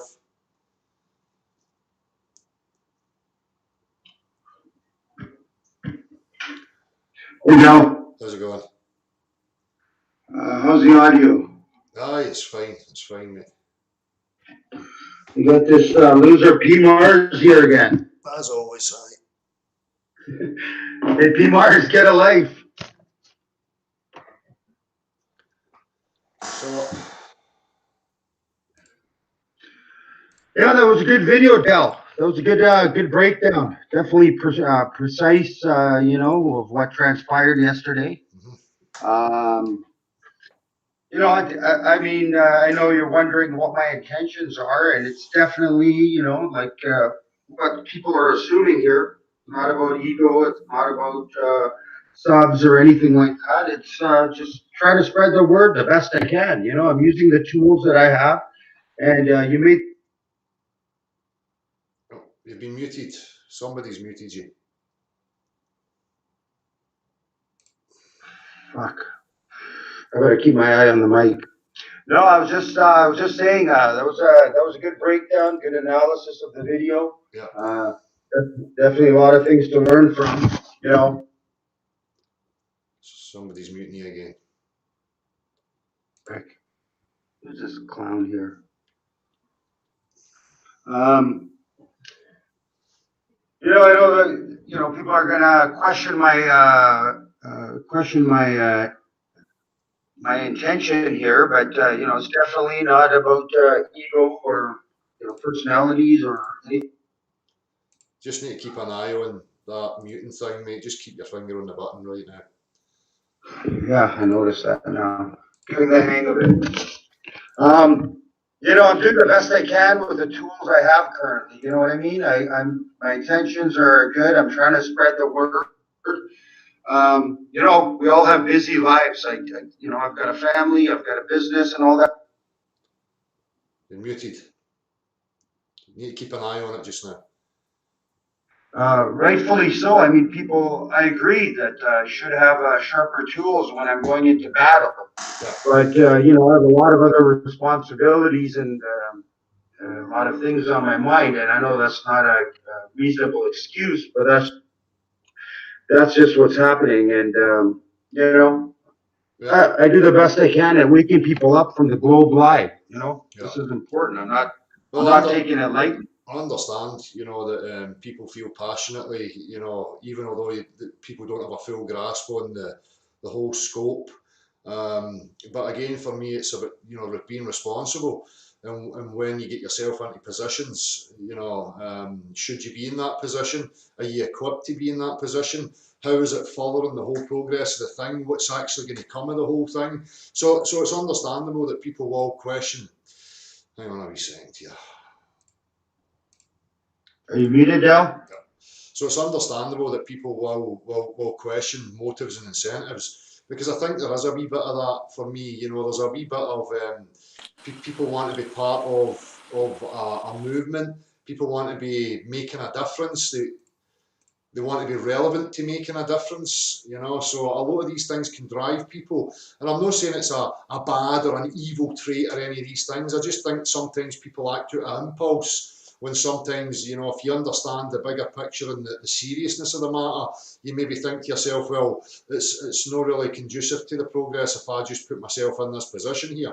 But again, it's no judging, because none of us are perfect, Fokker. I've made mistakes. I learn. I had to learn from my mistakes. I used to say things that now I look back at and say, you know what, I should never have been saying these things. But it's all part of the learning process, and I think that's good for us to critique and have these open discussions without feeling insulted or personally attacked, because for me it's not about personal attacks. I don't know you on a personal level. I have no reason to try and chastise or put you down. None of that drives me. What drives me is seeing the whole thing, the relevance and the importance of it, and the aspects that I think are hugely relevant and important, and I can only speak to these things, so.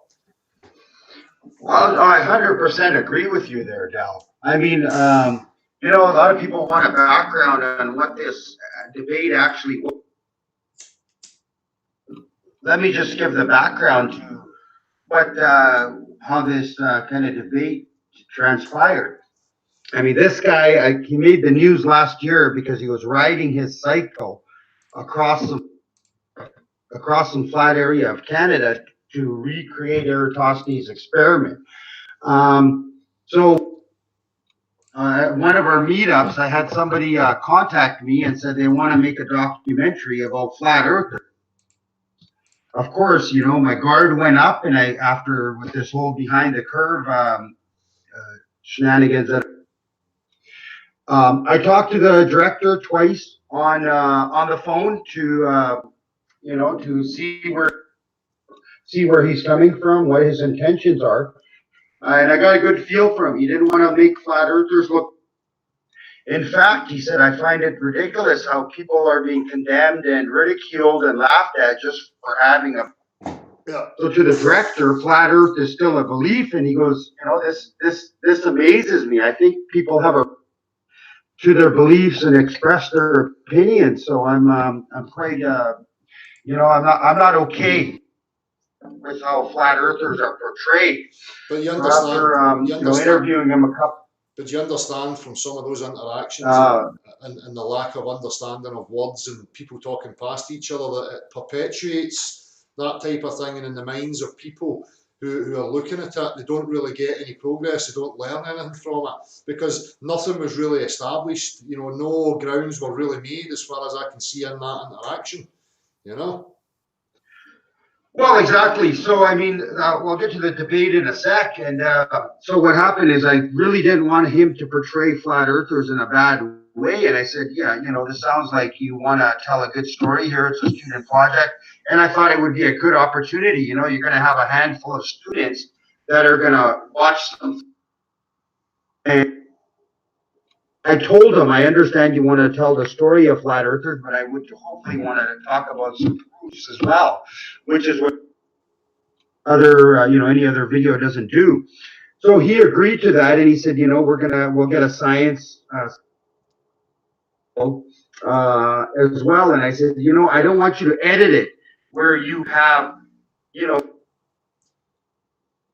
where it's going to be edited to have flat earthers look bad. And he said, I'd like to get you guys in the same room. And I said, that's a great idea. So you don't have to take what I say, take what he says, and maybe do some back and forth individual interviews. Anyways, he found this guy, Curtis Baute, that was willing to come and chat with a flat earther in the same room. And I thought, well, that's a great opportunity if I'm going to be a part of this film, not just speak my piece and let him say his piece and then leave it up to the editors. And I thought this would be so that's what this debate is. It's for a student documentary. It was just more of a discussion than actual debate. And I was rushing late, and it started snowing here yesterday. So obviously, I wasn't in the sharpest, relaxed mind when I got there. And then we were having some technical difficulties as well. So so it was a little. I started a little bit flustered, where the other gentleman he was waiting there for half an hour, all relaxed, all ready to go, waiting on me to get there. Yeah. So I mean, that's a little bit of the background. And my main intention was to not blow a lid. So I mean, as you know, I'm a passionate guy, and I can start yelling and all of that. And my number one priority, other than representing or poking holes at the globe, was to stay as calm as possible and not to portray flat earthers as crazy people. I mean, I think that would have been worse for myself if this is going to wind up in a student documentary and all these young minds are going to be watching this video and seeing the unedited footage and all of that. Well, I have to be conscious of how I'll be portrayed if I blow a lid as well. Right? I think I stated that, if that's the case, then it's going to be portrayed because of the interaction and some of the aspects of the other guy's stance, and you granting them, you were pretty much granting them stature and superiority, quite a lot of the time, and allowing them to kind of dominate that type of conversation. So for me, that conversation is just going to align with a biased confirmation in the minds that are going to view it, because for me, there was nothing established, there was nothing learned out of that whole interaction, and I only hope that that you maybe learn something from it and you can utilise it so that in the further interactions that you have, you've got sharper arrows, So, I mean, I think you're muted. No, can you hear me? No, he's not. Yeah. What's up, Bill? What's up, fucker? You're not invited in here. I thought you said everybody is, didn't you? No, you're a known criminal in my eyes, okay? What did I do? I don't want you here. I'm not interested in anything you've got to say. I've had enough of you. You're trying to bully and harass people into believing your idiotic cult nonsense. We've had an endless amounts of times with you, son. You're no welcome here. I don't want anything to do with you. I don't want to speak to you. Don't want to hear from you. You're irrelevant. Unless, of course, you try really hard to gain my attention and my affection. Other than that, you can piss off, son. And he's just sniped a hangout. You know, there you go, Merrill. There's the guy that deserves appreciation and respect. Again.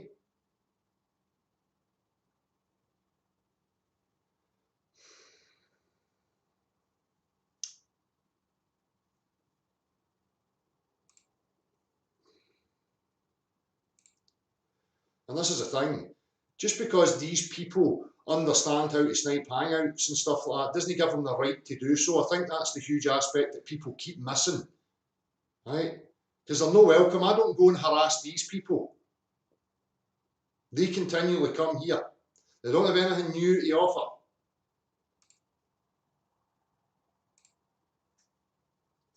And this will be the last. They can have their wee moment now, because from now on, I'm just going to focus solely on ripping this idiotic pseudoscientific globe cult nonsense to shreds every opportunity I get.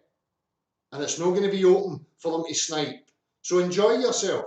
Have your wee moment, because it's your last.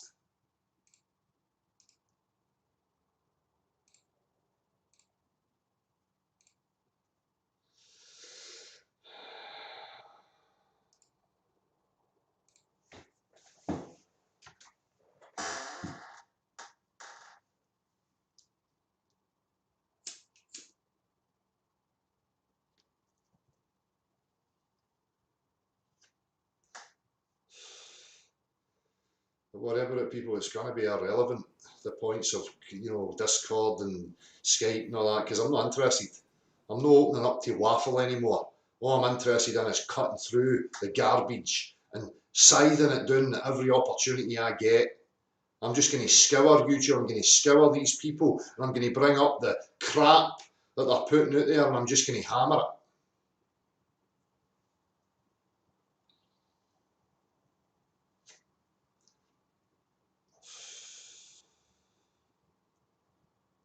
Exactly, Gasly. Just sniped that one instantly. This is their regain, harassing innocent people because we refuse to be part of their cult. So they want to try and bully and intimidate people into their nonsense.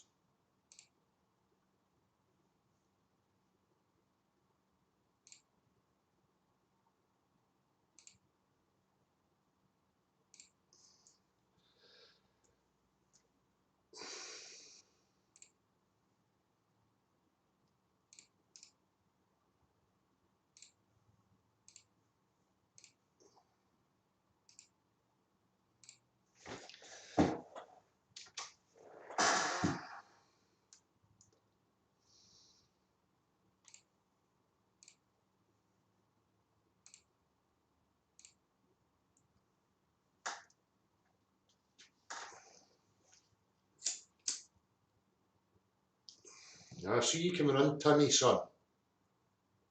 See you coming in and disappearing into the background.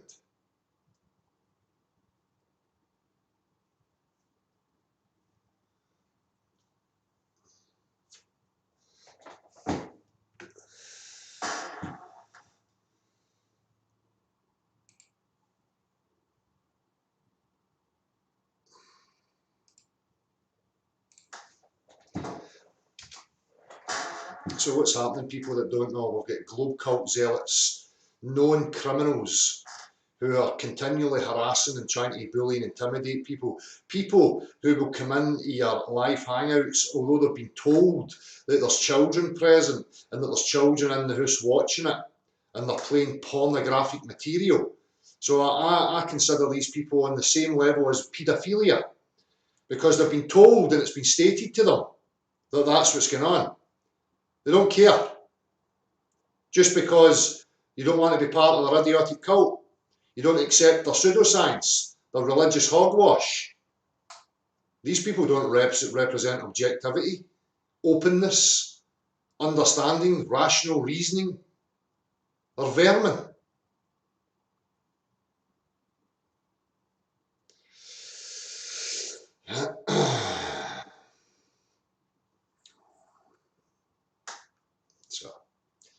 seem to be hell-bent on disrupting this again this evening, but this is our last opportunity, because from here on in, it's only going to be invitation, okay?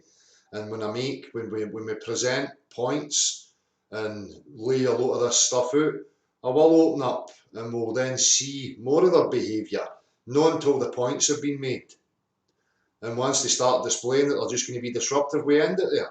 And then we'll just cut things down into bite-sized chunks that people can utilise and share. So, all this dancing, it's futile. But continue to dance. It's a reflection on them.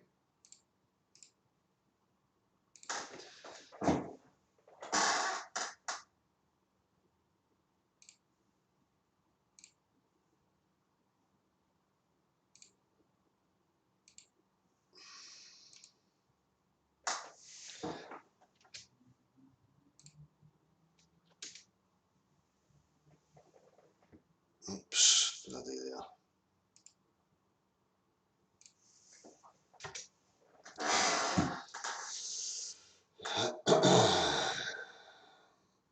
Now this is the same character again, playing Paul, endlessly saying he's done, it's a minority of morons, this, that and the other. So, you know, you've got loads of inconsistencies in their reasoning process yet again. You know, they're done with morons, people that they consider mentally ill, but yet they do nothing but harass and try and bully them, play pornographic material in front of children.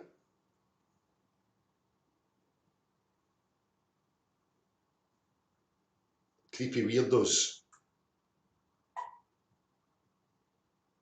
Right, now that's it.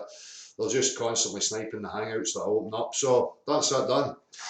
You know, from now on in, I'm just going to bring up every aspect of the religious crap and make it concise and hammer it home at every opportunity.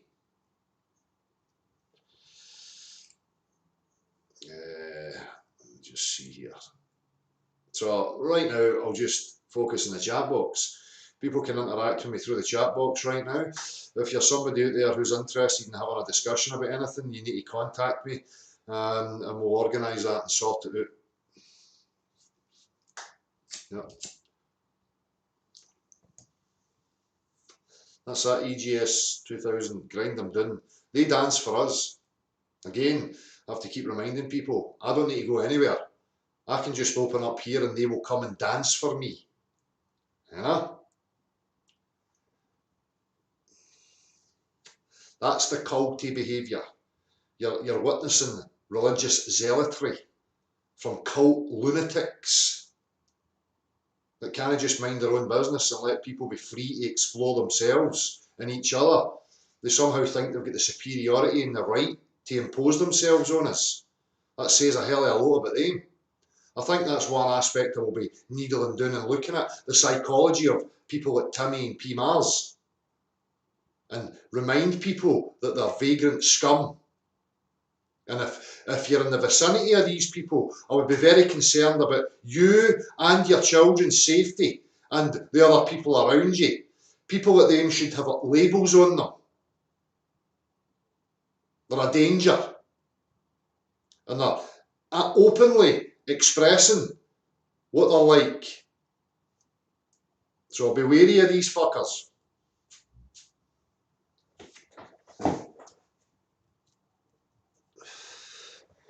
They're like paedophilic terrorists, is what they are. Fanatical zealots.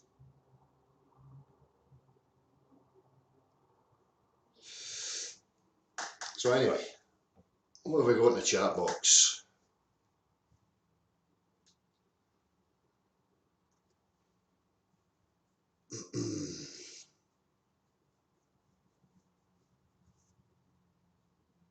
We're all science representatives. Again, I need to keep pointing people to this. Just because somebody has a piece of paper that they got from the mainstream narratives means absolutely nothing. It only means something in the eyes of the bewildered. It doesn't impress me. It's irrelevant to me. It should be irrelevant to everybody else.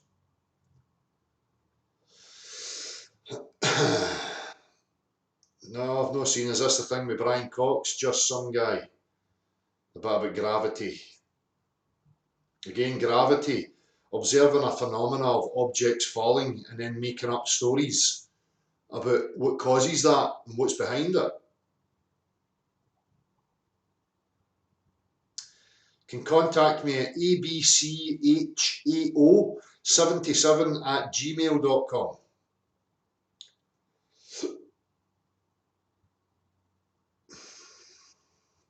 Are you doing the podcast with the Glasgow fella there? Are you talking about James English? He's not get back to me. He commented saying, would I be interested?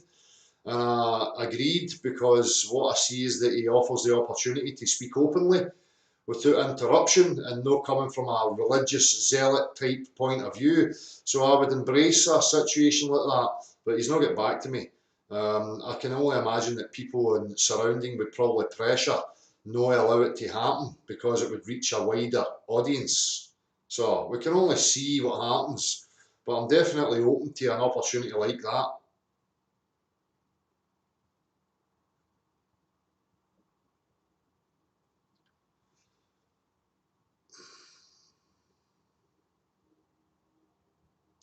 All of Euclid's propositions are being explained in a channel called Sandy Botina for anyone who might be having problems with available translations. John Carlos, as long as certain channels keep letting PMAs etc. on their ranks, they will continue to do this. They should just get banned instantly. They just make sock puppet accounts. That's their whole time's consumed, spent trying to antagonise and badger and bully people. They're criminals, these people. I consider them criminal.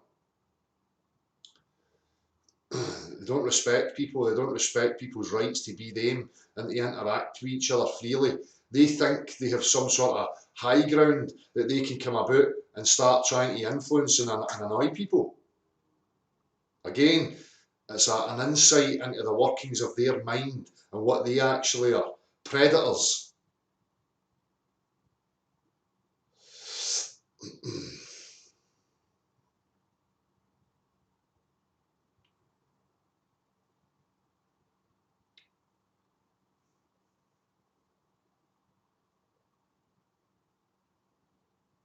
Here's Billy Zig.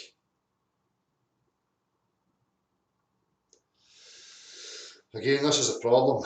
You know, people, we're not open to discussing and analysing what we're offering. Again, I'm the same. You know, people are going about my, projections of annoyance and contempt, but you know, I stand here on my platform. I can express that.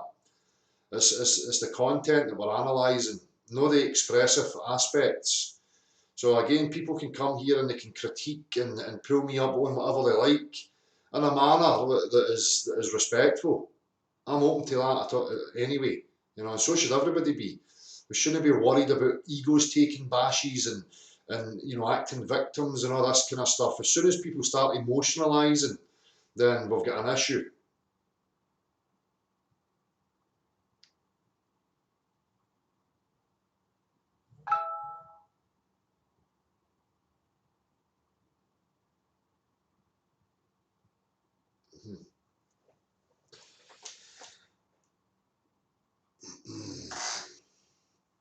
I'm just going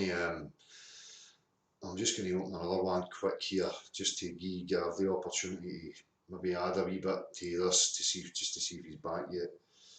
Hang on.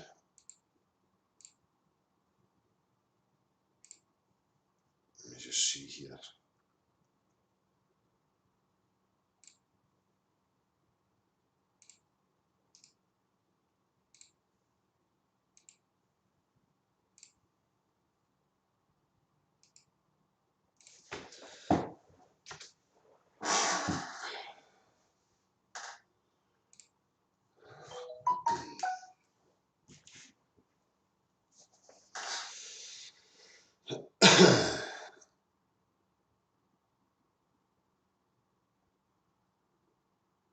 You know, people don't want confrontation, Lisa.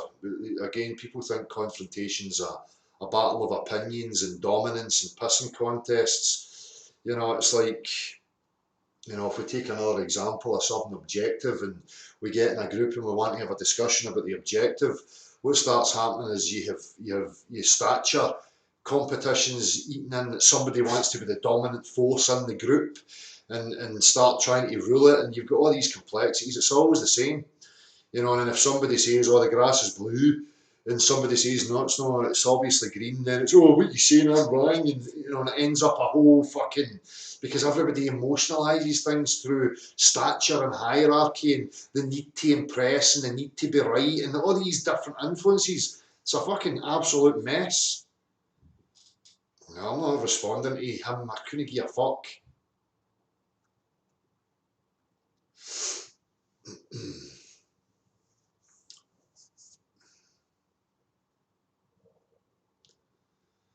Well, that's it. TMF, they'll cherry pick and they'll try and target people that they think's a softer touch or an easier avenue to get their sophistry in, you know. So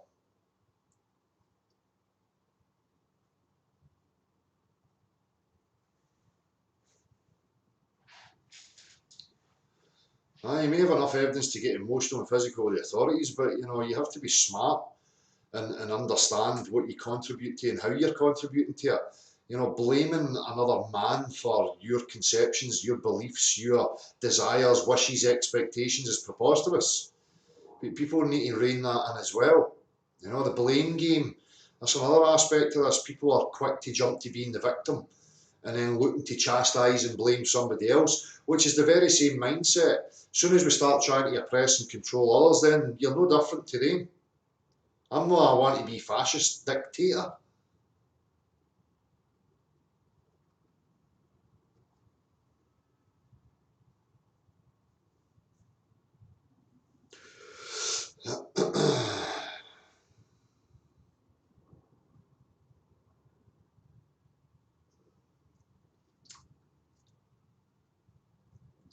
Of course, your individual perspective.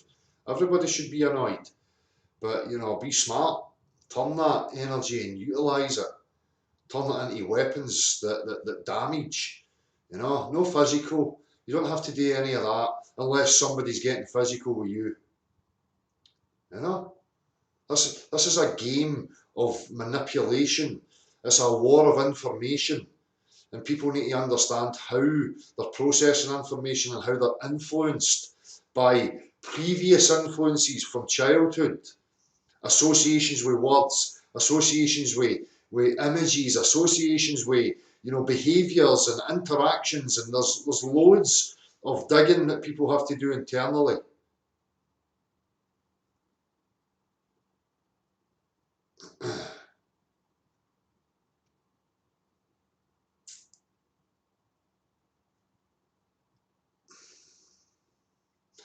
Well, cheers for coming on, Fokker, and I only hope that you see this for what it is. It's not an attack on you, it's just a focus on the content, and hopefully people have learned something from it and can use it to their benefit. Magumba. D. Murphy was looking for people to have a chat with physicists on Facebook today. I suggested you and Gav. Silence. Well, this is it.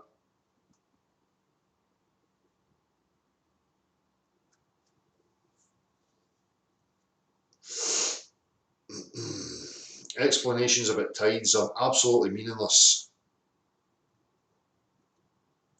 People think that because somebody can offer up an explanation, that somehow proves something or means something. Explanations are fucking useless.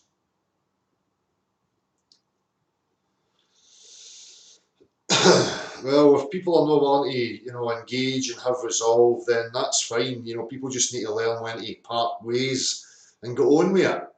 You know, again, we're not in an idealistic situation. No matter how much people want it to be, the reality is a reality. People are free to decide and choose who or what they interact with, and that just has to be accepted. You know.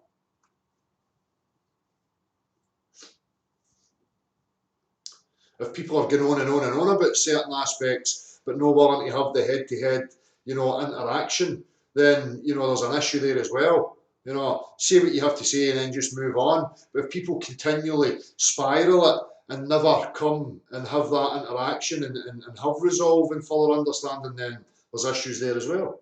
So, talk about the video celebrities who don't do activism or promote it. I don't know what you mean, Marilyn.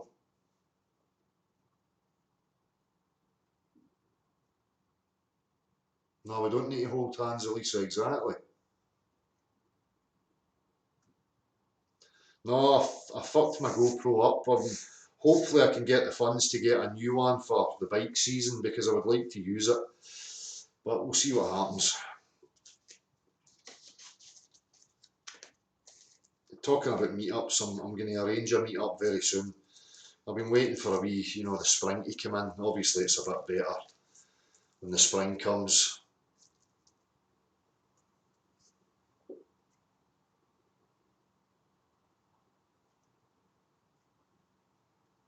Don't look to anybody, Sweet Potato 6. That's your problem. Expecting from other people is just going to get you in trouble. Might see me in Moto Madness. Hopefully in one piece.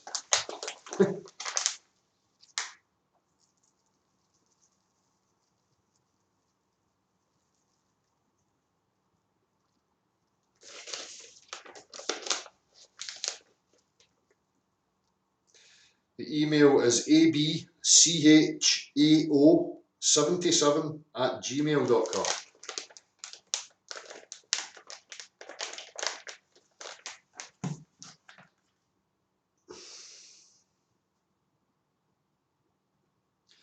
Well, Tanya, I'm planning and hopefully being down that neck of the woods through the spring and the summer.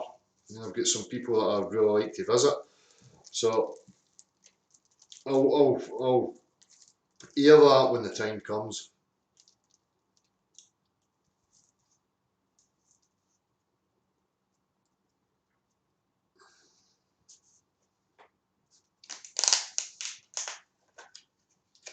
No, I'll need to look into that one, man. He's detector.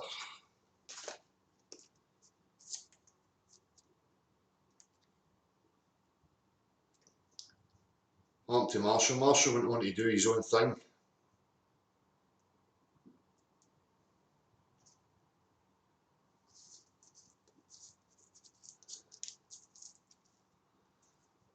I would like to visit Ireland as well, Celtic 67.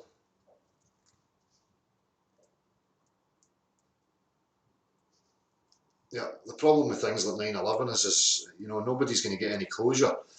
People are taking second-hand information, doing guesswork.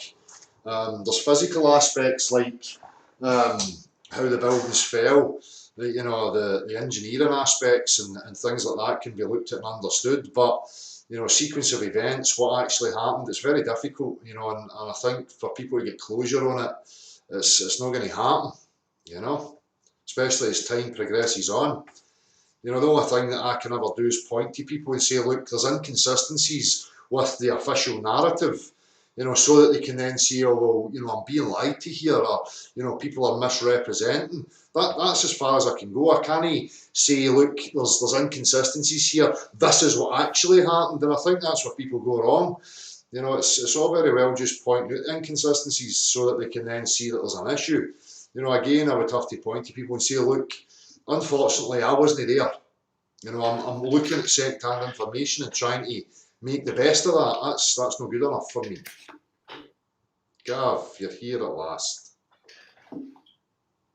Hey, how you doing, man? You alright, mate? No, I can only apologise, mate. Do you know what happened? I had Dan Tibbetts had messaged me and I'd had his opened up, and I've just automatically went on there and posted the link into that chat thinking it was you, and then realised when I'd finished the analysing that I'd sent it to the wrong place. So apologies, mate,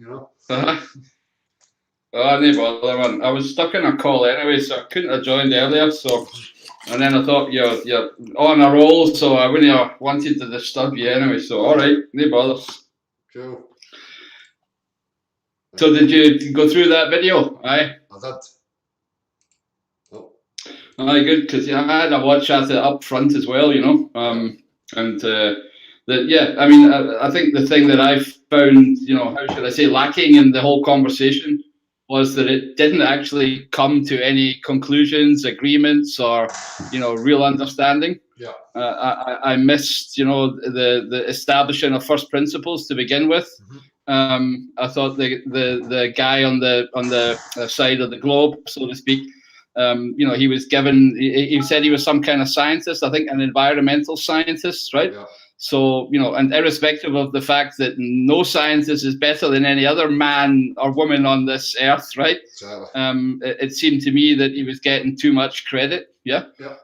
As if, he was somehow, more of an authority on the matter. So, and I think that's not a good position to start any conversation. No. So without establishing, the very fact that we do all have the same faculties, the same acumen, right? The same equipment, the same senses, Yeah. I hate repeating myself, but all of knowledge is founded on these basic things, right? Even Einstein had to walk out the door, get dressed, take a shit, right? So, whatever the man might or might not have done, he's no different from any of us. So, I just don't like that when there's some kind of authority established or hierarchy. Yeah. Because, as I say, I'm very familiar with that mindset myself. Yeah. And the things that, I thought there was too many points where, it was so easy to have actually nailed the guy down. They didn't talk about water very much, which is, number one, right? And there was too many talks about, Eratosthenes, or, I heard things fall like maths is real, which I would again, have issue with. Maths is a formal science. It's a man-made descriptor. It has nothing to do with the real natural world, right? Yeah. Apart from trying to describe it. Yeah. But it doesn't make it right just because some mathematicians have chosen to so define the words in the language, right? Exactly. So, there was various things in the conversation where I just felt, it's a good learning for everybody, and I know you will have dissected it and shown the people where there's room for improvement, and I think that's a good thing to do, to be honest. And again, I just want to talk. It's not because of any authoritative stance that we, maybe perceived to be taking. It's not about that. Again, it's trying to offer out a hand and resolve and really needle down and get to the root of the issues, because that was my whole analysis there, Gav, is how you highlighted it. It's like nothing was established, no grounds were established, and the whole conversation was empty and meaningless. A lot of NLP, a lot of suggestive aspects, inferences being made. You could see the Globe guy was assuming an authoritative position. Fokker allowed him to establish that, and then the guy's pomposity overtook, and he started to become condescending and making statements like, it's a shame a few people like you have missed out, and there's loads of things in there. The whole thing really, came to nothing. Nothing was established, nothing was understood, nothing was resolved. And that's the problem when we don't. Again, it's like every conversation, you really need to slow it down, break the words apart. Make sure that we're both on the same ground in our association with the words, what it's attached to, what it means, so that we can then progress with a unified understanding of what it is we're discussing. So. Absolutely, yeah. The etymology of words is always important, I actually enjoy looking at the roots of words because, they can sometimes convey a whole lot more and show, how the deception happens. Yeah. When we take words, into our normal vocabulary that have two different meanings. There's a common sense meaning, and then there's a mathematical or a physical meaning, right? So you have two groups of people, apparently talking about the same thing, but attaching different meanings. Well, and that's why that's so important to highlight. Yeah. Well, people should understand it in regards to legalese as well. That's another perfect example of words and how they're utilised and have different meanings. And people creating and attaching different meanings to different words and phrases. So, if people have understood some of the legal name fraud and the free man movement and all these different things, they should understand that in legalese, it's known that words mean different things to what people perceive them to mean. So you really have to establish these things, or it's not going to progress. Nothing's going to be resolved. Absolutely. You know, there's so many parallels between exactly that, what you're saying, that example of legalese and sciences. Yep. You know, there's so many words that when you break them down, you know, and I keep telling people, we will not be arguing further down the line about Dirac or Schrodinger's equation. That's not where the problem lies, Dale. No. Right? The problem lies in the fundamentals of what we're discussing. Yeah. And the words that are being used in very fundamental definitions of geometry, of straight lines, right? Yep. Of circles, of things like what the hell does instantaneous speed mean? Yep. You know, you tell me what instantaneous speed means. You know, it's not possible to measure an instantaneous speed No. because you need a distance and a duration, right? Yep. And so there's no such thing, right? Yep. And people need to understand that the deception's right back at that level where we start to attach meaning to words that are supposed to quantify our sense experiences, right? Yep. And that's where the conversation needs to go. I mean, I don't know how often we have to say this. Yeah. You won't find it further down the line arguing about some fucking equation, right? Mm-hmm. Because you know that's not where the issue is, right? We need to go back to the basics, and that's what I find is missing in these conversations. I see some people trying to own some, you know, words and definitions, right? But even that's not, you know, fully consistent, right? No. Because it's still open to interpretation. It's not being laid down carefully, right? Yeah. So yeah, that's where, you know, I always feel that lots of people in this arena are missing the point, right? Exactly. And they're off, as we've said many a times, talking about pizzas, dishes, and models, and Exactly. fuck knows what. Exactly. Instead of looking at, you know, right, where did we go wrong? It's further back than that, right? It's Exactly. right at the very roots of our sense experience and Yeah. what we would call quantification and measurement, right? Yeah. So Exactly. And that's what's happening. Misconceptions are being pitted against each other. And people are expecting resolve or further understanding, and it's absolutely ridiculous and preposterous. It's not going to happen if we don't, just as you say, rein it back and look to the roots of where these things started to happen, you know? So.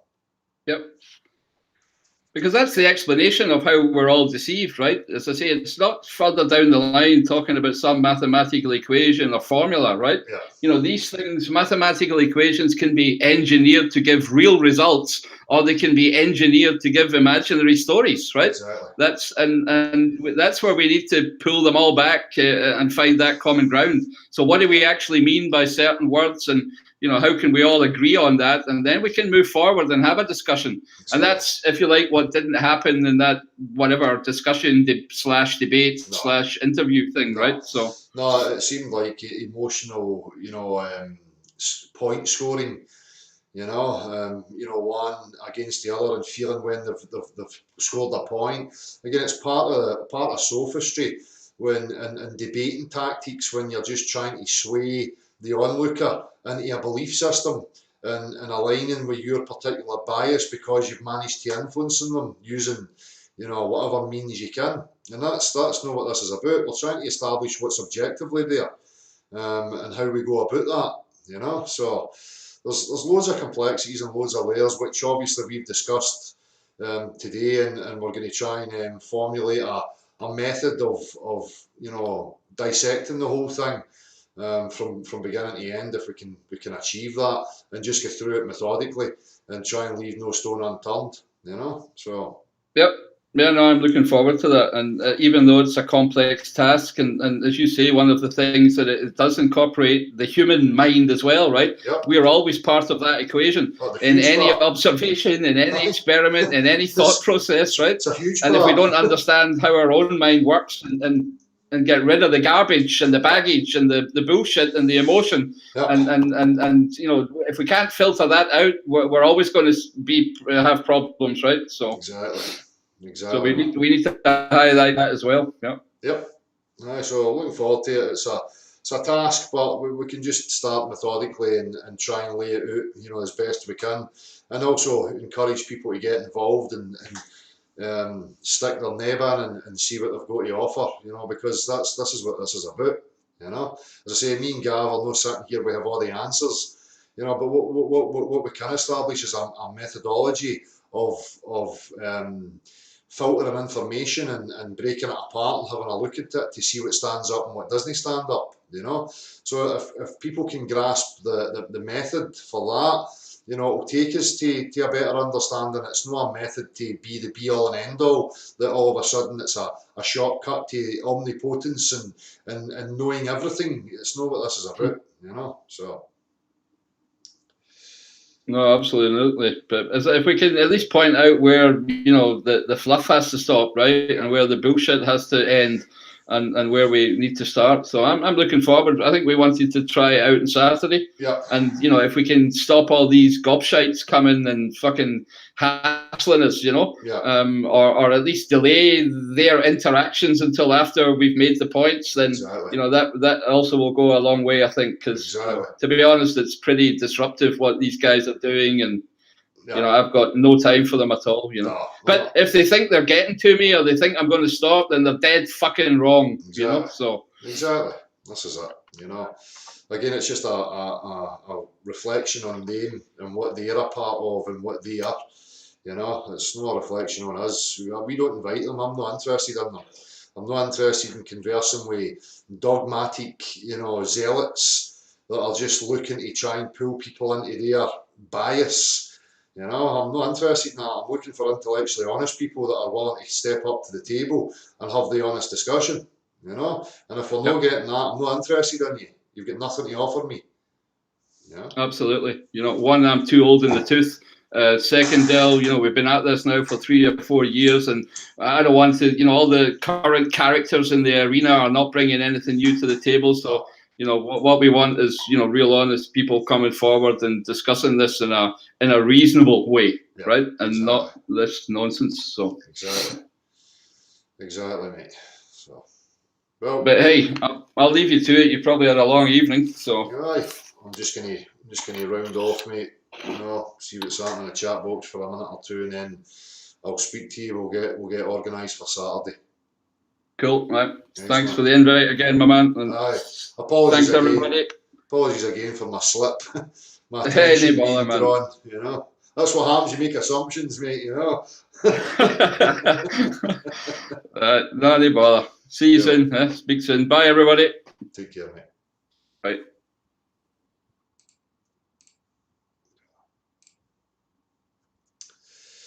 Well, thanks everybody again for coming on, being here. Thanks, mods, as always. Loads to discuss, and as I say, we're going to endeavour to really hammer at this and break it apart and lay it out concisely.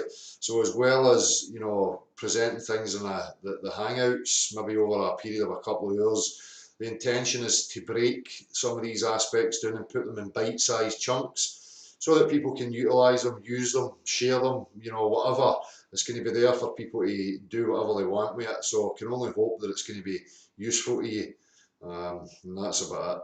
So, appreciate it, people. Take care. See you very soon.